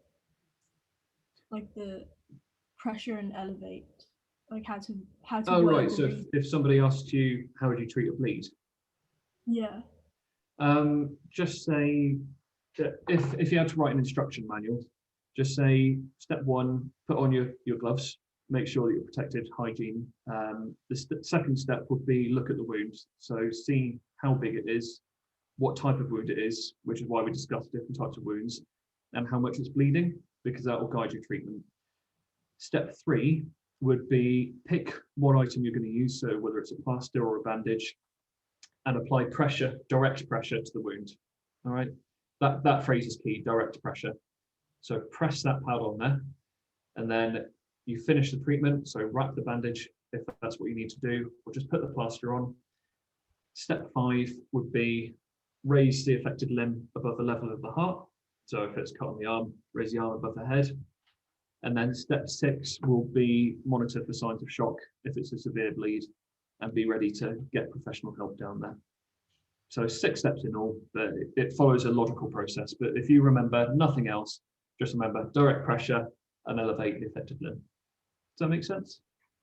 Yeah, thank you. Awesome. Cool. Any other questions? Hi, yeah, I had a quick question about the worksheet. So there is a couple of points mentioning fractures, and I was just wondering, is it going to be a part of the next session, or have I missed fractures? We're just about to come on to the fractures part. Oh, Yeah, okay. we'll do that for the last 20 minutes or so. So don't worry about that. We've got 2 or 3 slides on the theory of fractures, and then I've got my simulated patient down here. So I'll show you all sorts of equipment. Fractures, luckily, are fairly simple to deal with, so we'll discuss all of that, and you can ask any kind of questions there. Brilliant. Thanks, Anya. Like, mate, I think Jamie, everyone's paying attention today, so that's really, really good. I think let's go on to the fractures, and then we'll have a big like question and answer at the end, I think. Yeah, sounds good. So, bones, they break. Not much to say about that. You've got all kinds of different bones in the body, 206 in an adult human body on average. Your axial skeleton is kind of like your thorax, your skull. What I'd say the important bones, protecting the important parts. Then anything out there in the blue, that's your appendicular skeleton. And of these, I'd say it's more often you'd come across an appendicular fracture because people fall on their limbs naturally. They protect their thorax. They put their hands over their head if they're about to get hit with something. So you'll usually deal with an appendicular for these. So you're quite the long bones, okay? And there's a few different types of fractures. There's actually, I think, 12 or 13 fracture types, but the main groups you need to know about, they could be open fractures. This is where the bone breaks and it's actually poking out through the skin. Quite a nasty injury, like quite common with sports and rugby, that kind of thing. I've not encountered an open fracture yet, but I'm sure Dr. Navin, you have, haven't you? Yeah, I've seen one in recess once. I think you know, I'm usually quite strong-willed, and I don't get queasy or sick that easily. But actually, I think with open fractures, that's the one thing that I think was closest to actually feeling quite sick, because actually it's not just the shock of seeing the patient like in shock as well, ironically in shock, but actually it's just something about seeing white like bone sticking out. I'm just like, oh, I just don't. Because probably because I'm not really surgically inclined, so like I don't feel that. Yeah, let's go and fix that. I'm more medical. I'm more cardiological. So you know, if I can't see it, if I can't see the heart, it's fine. I can hear it, listen to it, do whatever. But if I can see something abnormal, I'm like, oh god. And I remember I went to a conference a very long time ago, and they used to they showed the videos of people breaking their bones. I literally could not watch it. They're like, you know, people like skateboarding or falling off things on YouTube. You can always find it, and you can see people like having like dangly arms. I just could not see it. I think everyone's slightly different, so you don't have to be very, very strong-willed to be a doctor. I'm just saying that. I know a lot of people who are scared of blood as well. So you can be a GP and never see blood if you wanted to. So this shows that there's a lot of different types of things in medicine. But yeah. So going back to the point, so open or like compound fractures, they usually call it, is actually, apparently they tell me that it's actually not as bad as it looks. It looks horrific, right? It looks terrible, but actually you do something called you reduce the fracture by trying to get it back in alignment, and then you essentially take it to theatre, and you can either use metal plates or screws and actually fix it quite easily. That's what the orthopedic surgeons tell me. But I don't have too much experience in that at the moment. But so if you guys see fractures and things, you think, oh my god, I can't deal with it. Don't worry, neither can Dr. Navin. Okay, neither I can't do that either. But I'm still, I'm still a doctor, still can get away with it. So I think don't worry too much about the if you're not 100% with it. I think if you ever have had a broken bone or see your friends having a broken bone, the key is just to stay calm. Actually, broken bones is not as life-threatening as big a deal as we actually imagine. It is quite manageable, and I'm sure Jamie will come onto it now. That's a really good point, Dr. Navin, actually, yeah. That's a fantastic point, actually, in that broken bones are one of those weird types of injuries where you build it up in your head to be 100 times worse than it actually is. Yes, they're going to be in a lot of pain. Yes, they're going to be in a cast for quite a long time, but very unlikely it's going to be detrimental in any kind of way. So just stay calm, think back to your training. Okay, think of it like you've broken a stick out in the woods. You can glue it back together. The body does the gluing for you. All you've got to do is just introduce the bone back to each other and keep it still. Yeah. So yeah, we've got open fractures, or you can have closed fracture, which is exactly the same principle, but it hasn't actually pierced the skin. A complicated fracture is one where the bone's either splintered or it's broken in a really weird way, and it's affected blood vessels and or nerves inside. So we call it complicated because there's all sorts of different things that might be going on underneath the surface. And the final type, very common in pediatric broken bones, is called a green stick. So why do we call it a green stick? Well, if you've ever tried to break one of those really fresh branches, the proper green, non-ripe ones, you have a hard time breaking it because it's so flexible. Similar principle with pediatric bones because they've got loads of different flexible compounds and things in there. This is a green stick fracture. You see the ulnar and radial bone have both fractured there, but they haven't cleanly fractured. So you've got the stress fracture there, but they haven't actually broken. So that's a green stick fracture, which would have similar symptoms to a sort of closed fracture. All right. But again, without an X-ray, you won't actually know what type it is. Just out of curiosity, has anyone here broken a bone? Does anyone want to share their symptoms? It would actually be genuinely interesting to hear. So I've done a hairline fracture on my ankle before, but I've never actually broken a bone myself. I was just going to ask that as well, Jamie, actually. I'm wondering if anyone's had any personal good or bad experiences on that. I think someone has said a question. Sarah, yeah, I think Sarah is saying that can a piece of bone get into the blood shed and then into the heart and cause death? You mean bloodstream, right? Yeah, bloodstream. Yeah, I meant bloodstream. Sorry. That's okay. I've not heard of it happening, but I'm sure weirder things have happened. But usually fragments of bone are quite calcified and are quite big. So before it gets to the heart, it would probably get stuck somewhere, I would imagine, because the coronary vessels are very, very small, right? So as just imagine the blood vessel as like a river. So the river will have different like branches, and it will probably get stuck in one of those branches beforehand. So I don't think it will be as amazing as that. So don't worry. Raphael has mentioned that they've broken an arm. Raphael, are you around to open your microphone and just tell us what happened with the story? We'll be learning from you, Raphael, now. Yeah, this is your chance to shine. Where are they?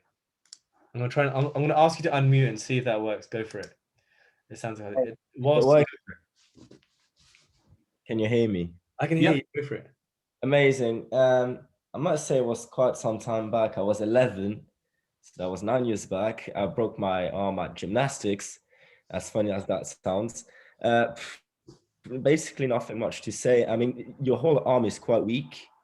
Like you try to move and you can't really, and as soon as you move a little, you're just into excruciating pain, literally. And you just wait it out basically, and A&E for 4 or 5 hours until someone comes to take out your arm. Yeah. Now, I'm not sure if I heard it or not, but how did it happen? Like, how did you break your arm? I was doing gymnastics in PE. Wow.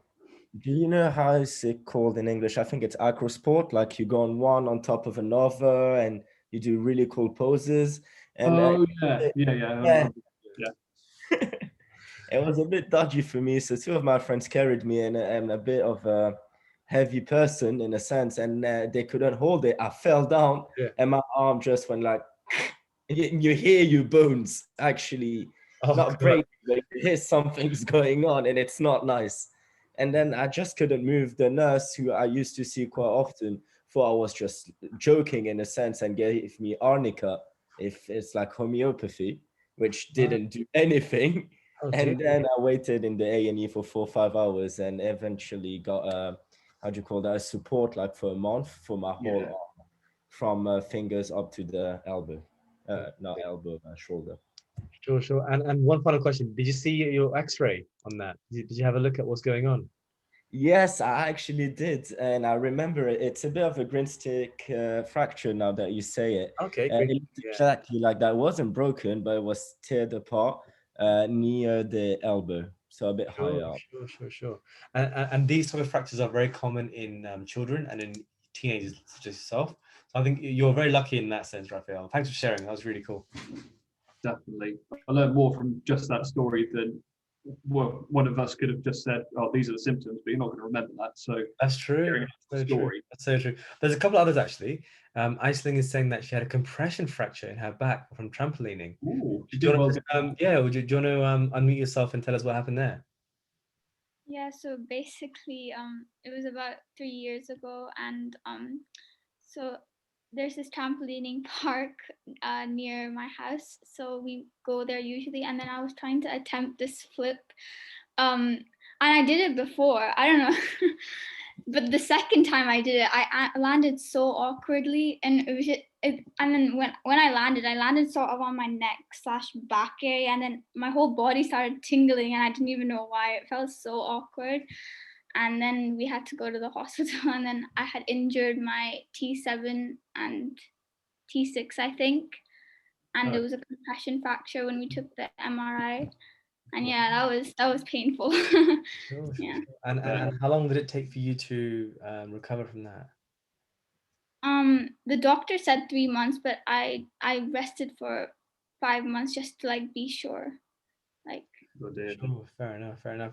Now the MRI scan, it's a really intense scan, isn't it? Like it is really loud, and you go into this little like tight dome, and it takes around 40 minutes, doesn't it, Aisling? Yeah, it took a while and it was Took a while. noisy.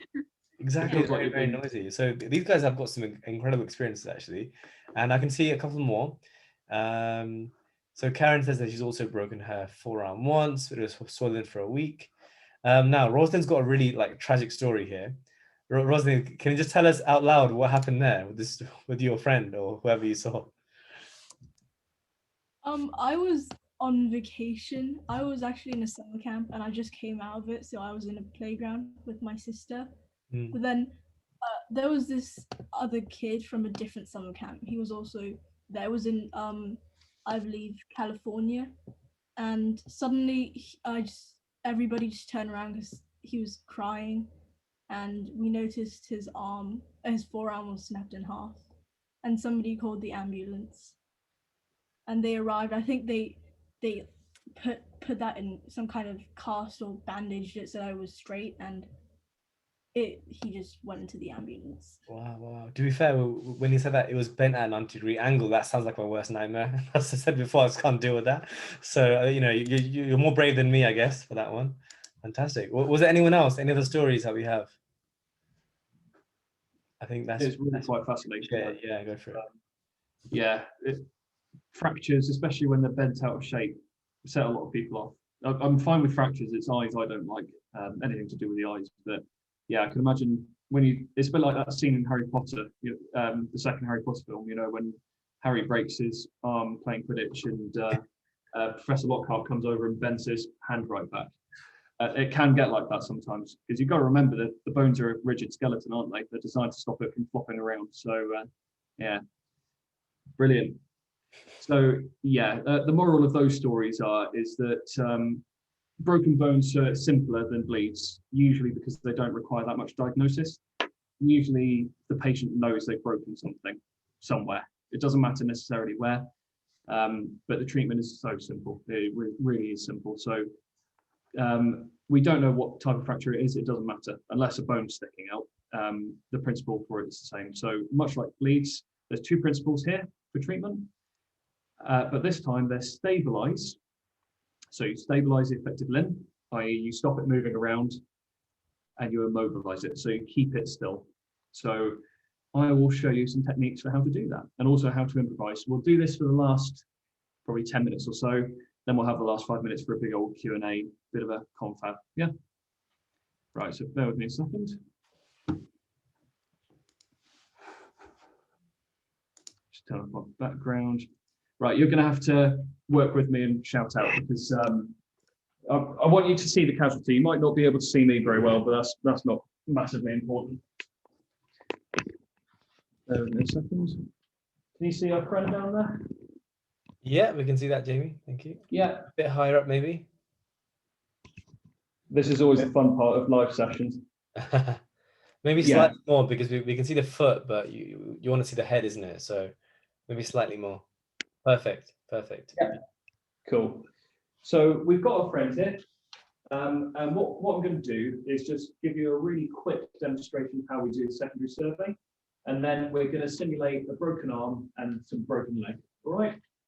So we put our gloves on, obviously, first, because there might be blood everywhere. And we've already taken the history from the patient and bystanders. If I wanted to do a secondary survey, you remember it's called a top-to-toe survey. So we start with the head first. And you always do a comparison, so you feel both sides at the same time. The reason why we do that is because if there's an anomaly on one side, you'd only feel that first, and then you feel that and you wouldn't notice. So you always feel down both sides because the body's symmetrical. So we start at the head, just feel around the skull, see if there's anything out of place or fractured. Check their ears. If they've got clear fluid or blood coming out their ears, that might indicate a spinal injury, but we can't see anything. Just make sure it's not bleeding from anywhere else. Feel underneath his neck, see if his neck's fractured. Don't think it is. So going down the body, we feel the collarbones, make sure they feel all right, feel around the shoulders, go down both arms. Again, we're always checking fractures, and then just have a little feel around the rib cage. Because even if they're unconscious with breathing, they'll wince if you hit a broken rib, so it's quite painful. So feel around the rib cage, go down to the stomach, do a little wave-like motion with your hands, because if the stomach is really hard, that might indicate internal bleeding. So we've done that. Go around the pelvis, and then finally down both legs, seeing if there's any bones out of place. Feels fine. Once we get to the shoes, unless they're bleeding a lot from their feet, keep the shoes on because they're rigid structures. They're acting like splinters themselves. So keep the shoes on, but just shove a finger in there. Just make sure there's no blood. And that's essentially a tops toe survey. So you're comparing and feeling all the way down, checking fluids and things like that. Happy? Yeah, cool. Perfect. Right, so let's say our friend here has broken one of his legs, okay? And let's say he's broken it out camping. So what equipment can we use? So the first thing we need to do, this is the uninjured leg, is we just move that, and we use a technique called buddy splinting. And what that is you use an uninjured limb and you splint that to the injured limb because it's that rigidity. Splinting just means tying something to something else, all right? So let's say this is the injured leg. Jimmy, so sorry to interrupt you. Do you want to just quickly just point it down? I think we're not able to see the lower half just there. My apologies. It's my fault, sorry. No, that's all right. Yeah, that's better? Yeah, I can see that perfectly. Go for it. Cool. Right, so let's say this is John's injured leg. So we're going to try and move that as little as possible, but we want to stabilize and immobilize it. So just make sure you bring it quite close to its other leg because we're going to buddy splint it to that one. If you've got something rigid, like a stick, or in this case, we've got a roll mat, nice and rigid, that adds that extra bit of support. So if you pop that between his legs, let's say he's got a shin fracture, pop that between his legs, and then what we'd use is what called straps or compression straps. And then we just measure up the straps like so. We start with the feet, gently get it underneath the limb and underneath the other foot. And then you just bring the straps over. And as you see how buddy splinting works, because we're bringing both the legs together. And when it's all tied together with the roll mat in between, it's nice and rigid. So we'll just go over that a few times. He might wince a little bit, but remember, stabilize and mobilize is more important. So avoid the actual fracture site if you can. And then you just strap over like that a few times. And then his leg is immobilized, so it's not going to move too much. Does that make sense? So that would be for a broken leg. The next thing we might have is a broken arm. So I'll show you how to deal with that now. Give me a second. Have you all heard of triangular bandages before? They're quite common in first aid kits. Let's get on them. To be fair, Jamie, even I haven't heard of triangular bandages, so just assume that happened, mate. Right. Triangular bandage, it's a really weird piece of kit because it's a bandage, but it's shaped like a triangle. All right. So you might think, what's the point of that? So I'll show you. Let me just get this arm in John's sleeve. So say in this scenario that John this time has fallen over a piece of uneven ground and he's fractured his forearm. So we're going to need a different technique to stabilize and immobilize it. So he's holding his arm. Jamie, sorry, once again. Sorry, Jamie, once again, do you want to just increase the camera? Sorry, I'm causing you all sorts of trouble today. No, that's all right. That's better. There we go. Cool. Thanks for that. So he's fractured his forearm. They naturally want to hold it across their chest because they try and immobilize it themselves as well, because it will hurt if they try and move it away. So he's holding his fractured arm across his front. For this, we can use a triangular bandage. And if anybody was ever in Scouts or the Brownies, I don't know if they have the necktie, but this is a triangular bandage. This is what it looks like. And what we do with this is called point to join. So we've got the flag or the triangular bandage. This point goes to the elbow joint down here. So we just slide it up, put that around, bring the bandage underneath his broken arm a bit, And then this dangly bit goes underneath his armpit, and you tie it behind the neck. Make sure it's nice and tight, twist off this end, and you'll see that this bandage, once it's in place, it means he doesn't have to hold it in place then. So it's nice and immobilized, and it's all stabilized. All right. So for this final bit, we'll go into a bit more finer detail. So I'll show you what a SAM splint looks like, which is a piece of equipment we carry out on duty. And then I'll show you how to buddy splint broken fingers, because they're quite common as well. I do apologise for all the camera moving around, but because of lockdown, I'm on my own at the moment, so I have to do all the camera work myself. Not the most slick, I know, but as long as you can see the important techniques, that's the main thing. So, so buddy splinting fingers. Let's say somebody's fallen off their bike and they've broken their index finger. Yeah. Very simple. This one would be a buddy splint as well. So if you don't have a massive first aid kit with you, this is so simple to deal with. If you get some tissue or a piece of cotton or something, put that as a pad between their broken fingers. And then if you've got packing tape or micropore, doesn't matter, any kind of tape will do. Just go around the fingers like so. Make sure it's tight enough that it's not going to move too much, but not too tight that it cuts off the circulation. And there we are. You've got buddy splinted fingers. All right. And again, do the capillary refill test. You see the blood coming back there. You've got buddy splinted fingers. And I wish I didn't do that now, because I want to show you a SAM splint, so I have to undo that. Right, so the final part of our fractures bit then, before we go on to questions and answers, is I'll show you what a SAM splint looks like. Now, SAM splints are a piece of equipment that we carry on duty, and they look a bit like this. Yeah, this is basically just a roll of foam, but it's got aluminium inside. You see, so you bend it, it's nice and rigid, you bend it to any shape. So if I needed to use this for a broken arm or a leg, something like that, I'd measure it to size. So let's say we've done our forearm again. So I'd measure it out to about there, cut a piece off. Luckily, we carry special types of scissors which can cut through metal, so it's a bit handier. And then what we do is fold this edge over, so it's going to be a bit sharp.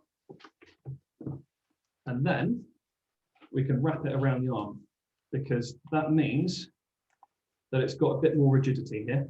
Yeah, so if something bashes it, it's a bit more immobilized. And then I'll put my triangular bandage on and wrap it across the front like that. But if you don't have any of this stuff, it doesn't matter. You can do it with scarves, you can do it with ties. If they're wearing a jacket, you can shove their hand inside a jacket pocket like that. But as long as you stabilize it and immobilize it the best you can, do a buddy splint if it's a leg or a finger, you can't go too far wrong. All right. And that is effectively fractures and splinting. It's fairly simple. So that's that one. Brilliant. Just a very quick question. So Raphael was wanting to see if you could write down the name of the equipment. I think everyone probably want to have a quick look. Yeah.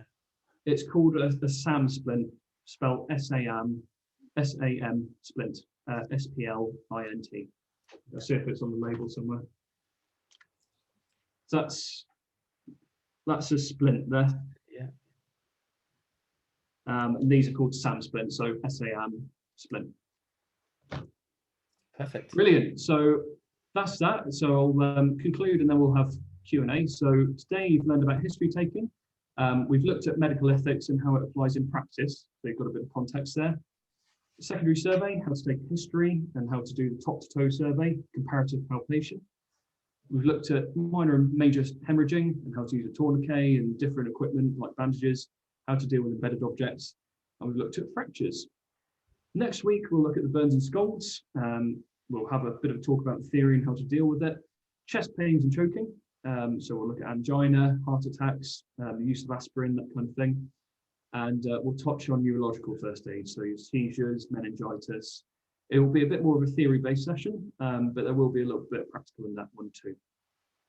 So keep up with your reflective workbooks, because I will mark them and you'll definitely find them useful later on. But the floor is yours. So any questions or discussion or anything you want to cover, I'll open to you. Fantastic, Jamie. So a couple of questions already in. So Rosalind asked, what's the name of the yellow thing that ties the legs together? She didn't quite catch the name of it. They're called, well, we basically call them straps. Some people call them compression straps. It depends what you're using them for. But as long as you just say, I'd say probably the best term to use for it is immobilization straps. Perfect. That's a good question. Next one from Isabella. In general, does shock refer to the deprivation of oxygen to vital organs? Does the same thing happen when someone experiences shock from an infection? Yes, yeah. So shock is a broad generic term. The actual definition of it is a failure of the circulatory system. And what that means is that it's not, for some reason that we like bleeding, toxic shock is another one, neurogenic shock. There's all sorts of different types of shock, but it's anything that stops the circulation system from being effective enough to get oxygenated blood to the vital organs. Nav, do you have anything you want to add to that? Yeah. So I think the shock in terms of infection, it works slightly differently actually. So it's not really the lack of blood, lack of volume. In sepsis or in infection, what happens is you get something called DIC, which is like disseminated intravascular coagulation, something like that. It sounds really complicated. Basically, you form these micro clots. Your body, for some reason, clots itself, and therefore, imagine your kidneys, your lungs, your heart has micro clots in it. And that's essentially a indirect failure of the circulatory system because there's a roadblock. There's then essentially as time passes, if it doesn't get broken down, then it's going to lead to irreversible damage. That's why you get multi-organ failure in infection. So that can be quite scary. But usually in hospital, we're quite good at picking that up quite early on, so that doesn't happen. Now, the next question, once again from Rosalind, was as in for a broken leg, right after you use something rigid and straight to stabilize the legs. I'm not sure that's a question. It might be a statement, actually. The next one is, go for it, Rosalind. Or it was just kind of clarifying my first questions. Oh, okay.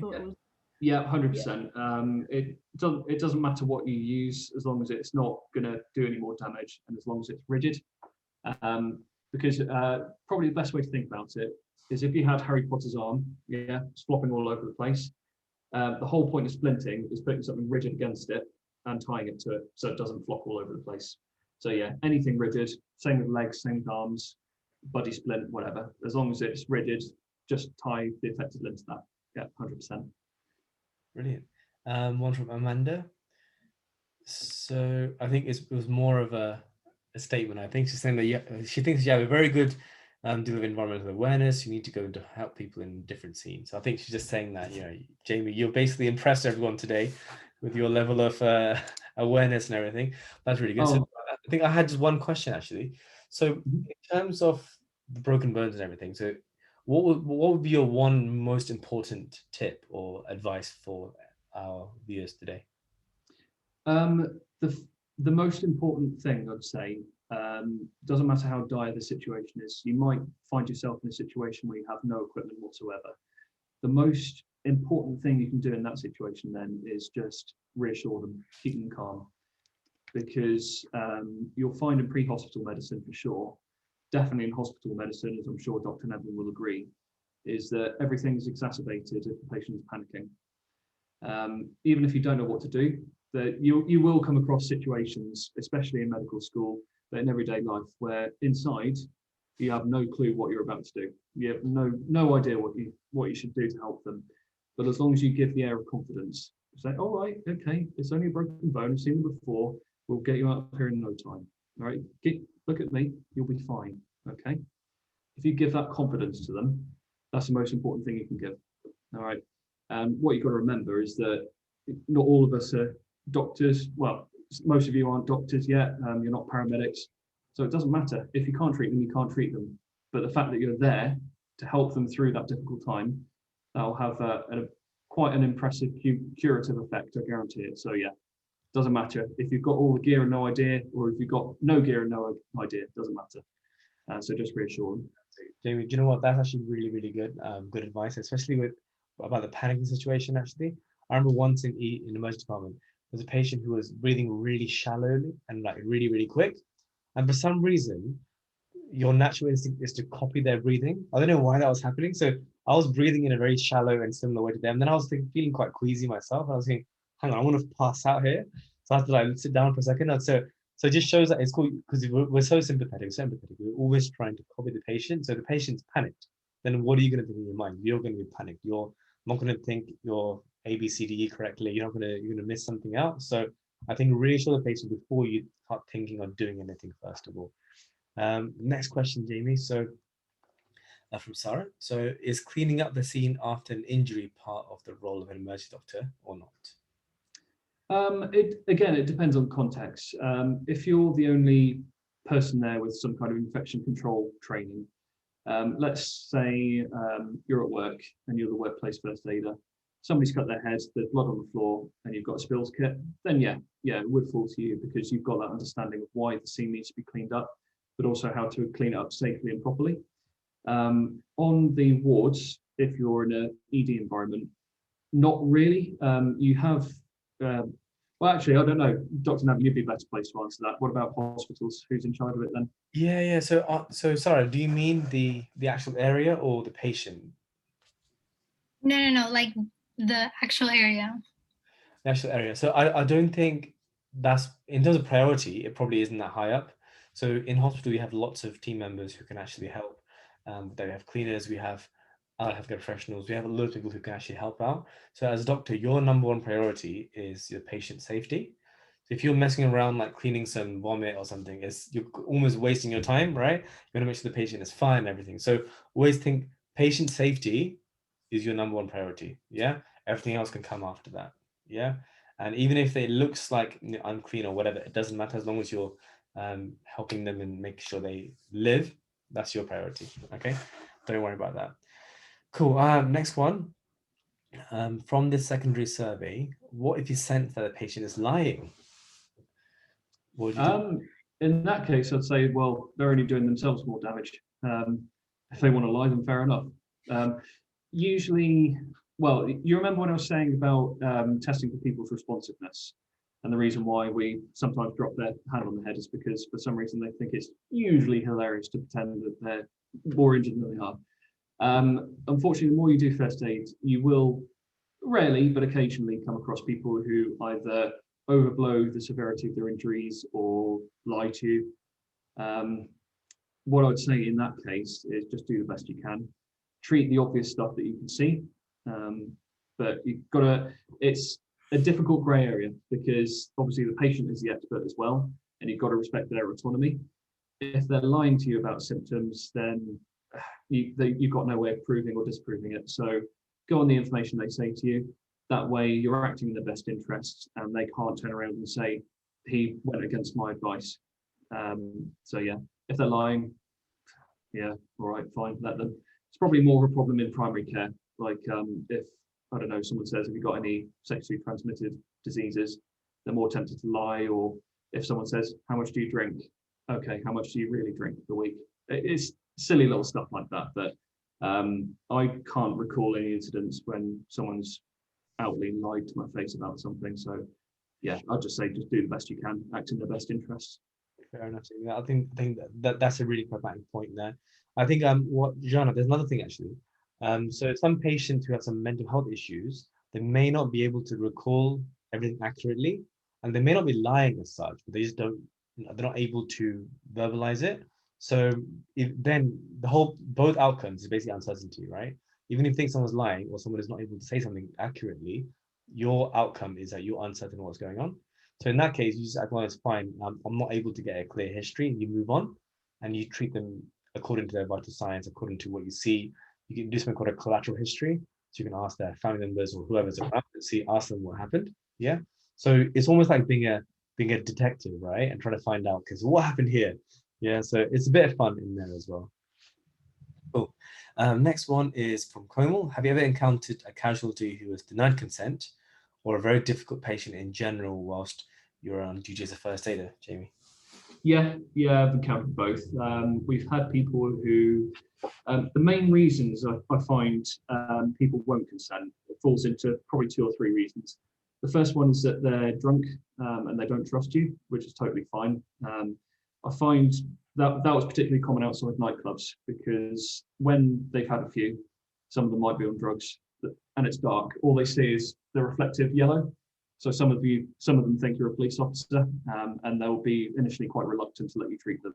So that comes down to how you communicate with the patient. You build that trust, you treat them as an expert. Another reason why they might not consent is they might be sober, but again, they might be a bit reticent. They might be too proud to say how injured they actually are, particularly with men. We like downplaying our injuries. For some reason, it's a macho thing. But yeah, some of them might not want treatment, and that's, again, totally fair enough. In that case, we'd use a concept called safety netting, very important in GP as well, and hospital arena, to say, okay, fine, right, no worries, we won't treat that. But if you do get any worse or you want help, just ring 999 or come and see us, we'll be there. As long as you cover yourself, that's fine. And another reason why people won't consent usually is because they're scared about what's going to happen to them. So if you say, right, we're going to have to immobilize your limb, it's going to hurt a little bit, but we're going to need to do this. And they say, no, just leave it, leave me, that's fine. Again, that comes down to reassurance. Have you ever had an injection and you've had it when the nurse giving you the injection says, okay, short, sharp scratch coming up, and it actually hurts quite a lot, but they're building you up by saying, oh, it's only a little scratch, it's fine. Yeah, you're not lying to them, but you're sort of downplaying it a bit, because you're sort of relaxing them. And they certainly say it hurts less if it's a surprise, which is a nice theory and concept, but again, you need to get consent first, so they need to know what you're about to do to them. So yeah, I've had it before.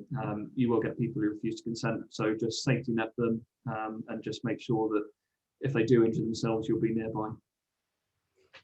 So the next one I can answer, actually. Would there ever be a scenario where the patient does not exhibit obvious symptoms of shock?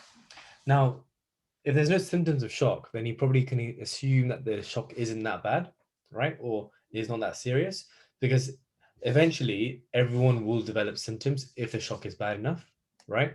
Now, the strange thing is that sometimes people present with symptoms of shock and they're not in shock, right? So that's actually even more, worrying, because then ultimately we have to treat the patient based on the evidence that we have, right? So it's not what they're portraying or what they're showing, is actually the blood pressure, the heart rate, the blood results, and all the investigations that we do. So I don't think it's as clear as, oh, you have 100% have these symptoms or these signs. Sometimes it's quite gray, as Jamie was saying. So we have to just treat depending on what evidence that we have in the patient's best interest. Okay, the next one, okay, I think it's from Amanda again. How do you do if you need to clear the imminent danger, but it seems outside of your professions, like removing a vehicle that are on top of the casualties? Do police always come first in this case? Interesting one. Yeah, the reason why danger is the very first thing in the primary survey is because it determines everything that happens after that. So if the danger is too much for you to handle with, either because it's outside of your competency or you're on your own, that's when we say, totally fine, just stay well away.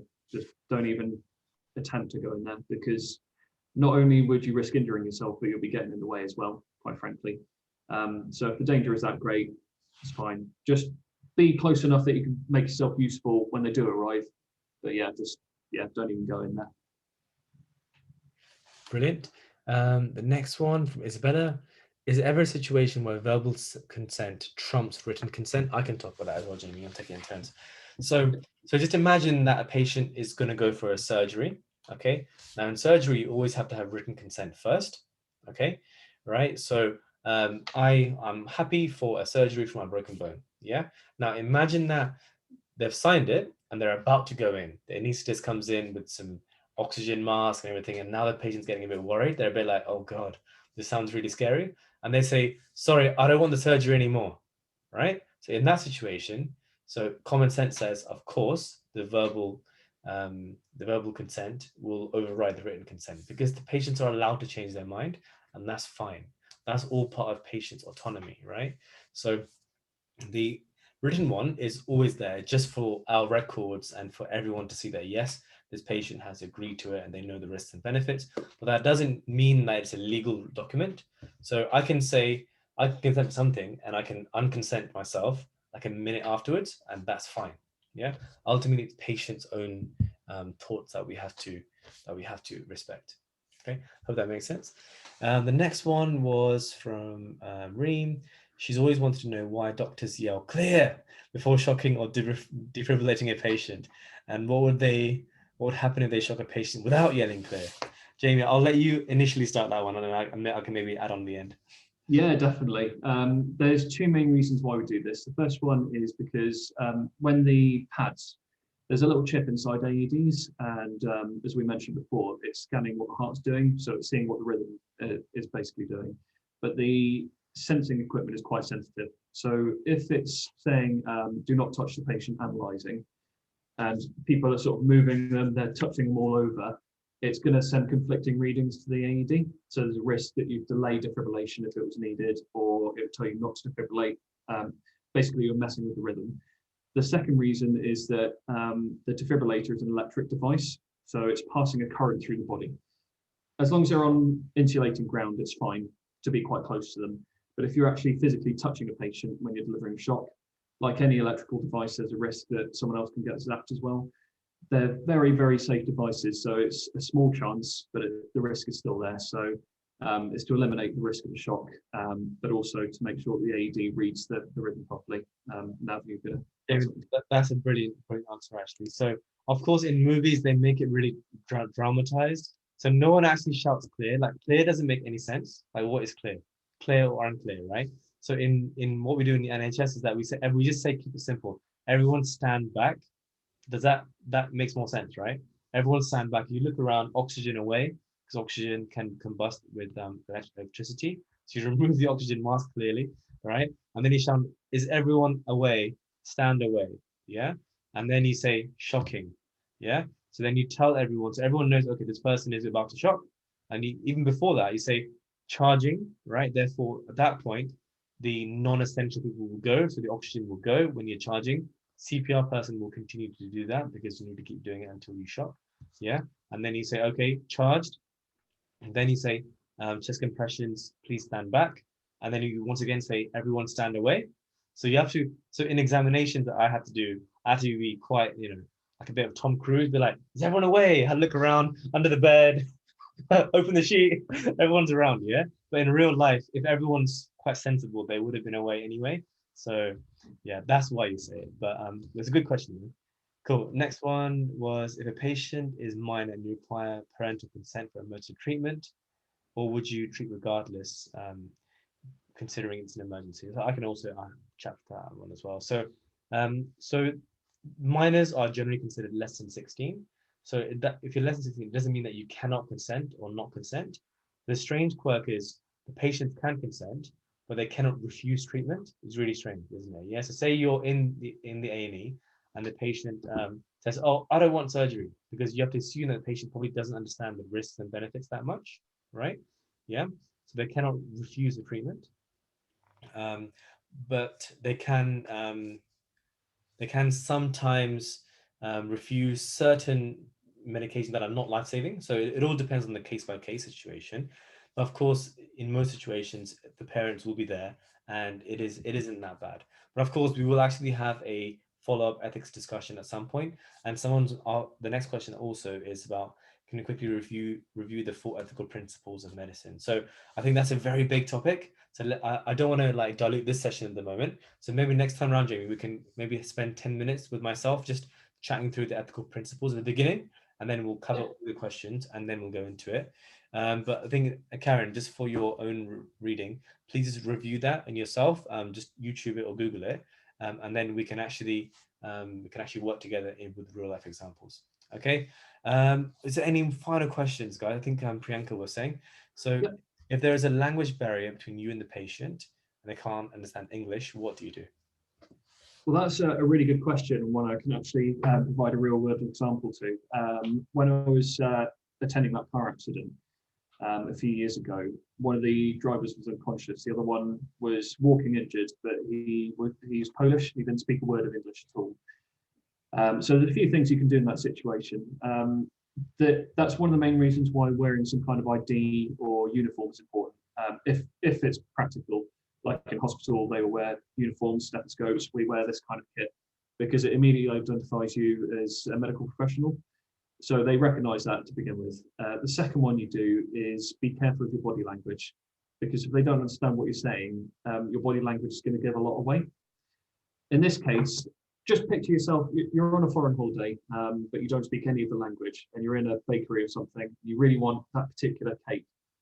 That's where all this sign language comes important. So if you want to have a look at your arm, you basically try and get them to mirror you. So if I wanted to look at this patient's arm, I'd go like that. And even, you know, they can't understand you, but still talk to them as well, because that way they know that you're not treating them like an idiot. So I just say, can I have a look at your arm? Yeah. And that nearly always works. But with the Polish driver in this case, luckily his friends had heard what had happened, so they came down there. One of them spoke English, so I used him as a translator and did everything through him. But I'd say if there's a language barrier, just constant non-verbal communication is important as well. So always gain consent for each procedure by just going, yeah, yeah. And he was just mirroring everything I did. So we couldn't understand a word each other was saying, but managed to get all my observations from him. He was fine. But yeah, just take it nice and slow, be patient with them, lots of smiles, and just get them to mirror your movements. And if you've got a translator, even better. Jamie, to be fair, I'm not thinking, if I have any sort of pre-hospital issue, I want you to be my first responder. I know everyone agrees with that. You're so chill, isn't it? It's so good. I think for Priyanka, so in hospital, if there's a language issue, there's something called language line for NHS. So you call the phone number and say, okay, this patient is speaking Polish or Gujarati or whatever. Now, in some situations, if you have no idea what language they're speaking, you could say, I don't know what they're speaking. And they'll say, okay, are they Asian looking? Are they European looking? So they'll have people who speak multiple languages from a particular area. So if you think, oh, this patient looks like they're from, you know, Middle East somewhere, and then they'll also have someone who speaks Arabic, they'll have someone who speaks Farsi, Persian, whatever, right? So they'll have multiple languages. So at least you'll have some narrowing down. And then once you have the language that you know, then that patient can then speak to the translator, and then they can give you the history like that. And then GP as well, you can do it through a national phone number, and they can just go dial through there. So there's a lot of options actually. And to be honest, that takes time. So sometimes when I'm a bit low on patience, I just open my Google Translate, and I'm just like, hello, my name is Dr. Nava, and then it will just, you know, translate it immediately. And then the patient's like, oh, cool. And then they'll just, you know, speak into my phone, and then we'll go from there. So I think at the same time, you've got to just use, as Jamie said, keep it simple. If I'm going to listen to someone's chest, I give them a stethoscope and I'm like, can I dangle it here? Yes, yes, no. And they're like, yes, yes, okay, fine. So, you know, of course we can do that. But of course, if you need a really complicated history, then I'll definitely advise, an interview answer would be, I would like to get a translator or a patient advocate to also think and act in the patient's best interest. So that would be the right course. Okay. There's another one from Amanda Luck. Are the pre-medical always busy out for the rest? Sorry, my reading is terrible today. I don't know, maybe I'm just not able to read properly. Or are they in standby? I think what she means is, are paramedics always out on the front line, or do they sometimes have some standby in office, Jamie? Well, there's the first thing to note is that there's also all sorts of different types of paramedics, just like there are doctors. You get some which are event first aiders, so they're stationed just at one event, like a big music festival, and that depends how many customers you get as to how busy you are. I've been to events where we haven't had any patients whatsoever, so we all got some chips and watched Netflix. If you're between duties, you're expected to keep your competency current. So you'd be going to conferences, you'd be going to classroom teaching, stuff like that. So between duties, you're as busy as you make yourself, I suppose. But if you're on what's called general duties, so you're responding to calls as they come in, there's all sorts of things that can affect it. Saturday nights are always horrendously busy because people go out, they spend their wages on booze. They all think they're supermen and climb scaffolding and stuff, so we're always busy on Saturday nights. Whereas if it's during the workday on a Monday, might not get as much. The geography, London Ambulance Service is going to be a lot more busier than somewhere, say, on the Isles of Scilly, for example. But yeah, I'd say it depends on your competency as well. So if you're just like an assistant, you'll be going to the odd jobs here and there helping out.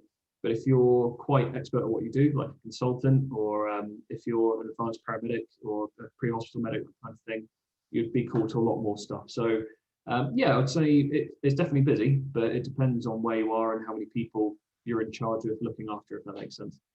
Excellent, Jamie. So one last final question for today, guys. So I'm fully aware this is quite a long session, so it's been like an hour and 20 minutes, but I hope everyone finds it really interesting and engaging. So last question from Omnia was, first part of the body do you check in a car accident? That's a really good question. And I've done a little snippet video, which may be released at some point, but the first priority is, again, take it back from the basics. So you look for the danger first, check for leaking petrol, broken glass, that kind of thing. If you're happy to approach a patient, the first thing you do is check to see if they're breathing, first of all. If they're conscious, just tell them to stay nice and still, don't move, helps on the way, stay calm. But if they're slumped in their seat, first thing you check is breathing. And then if you're on your own as a first aider, check to see if there's any obvious bleeding. If there isn't, then climb in the seat behind them and put your hands on the head like that, leave the ears uncovered, and just hold the neck nice and still, because in a car accident, you've always got to assume that they've got some kind of C-spine fracture. And that's about as much as you can do until help arrives. So yeah, breathing, leads, brakes in the neck. Fantastic, Jamie. Right, guys, I think everyone really loved that session today. I think it was really good, really good fun as well. I can see a lot of smiles there. It's always good to see. So guys, thanks so much for joining us once again. And what we'll do now is, well, I'm going to stop the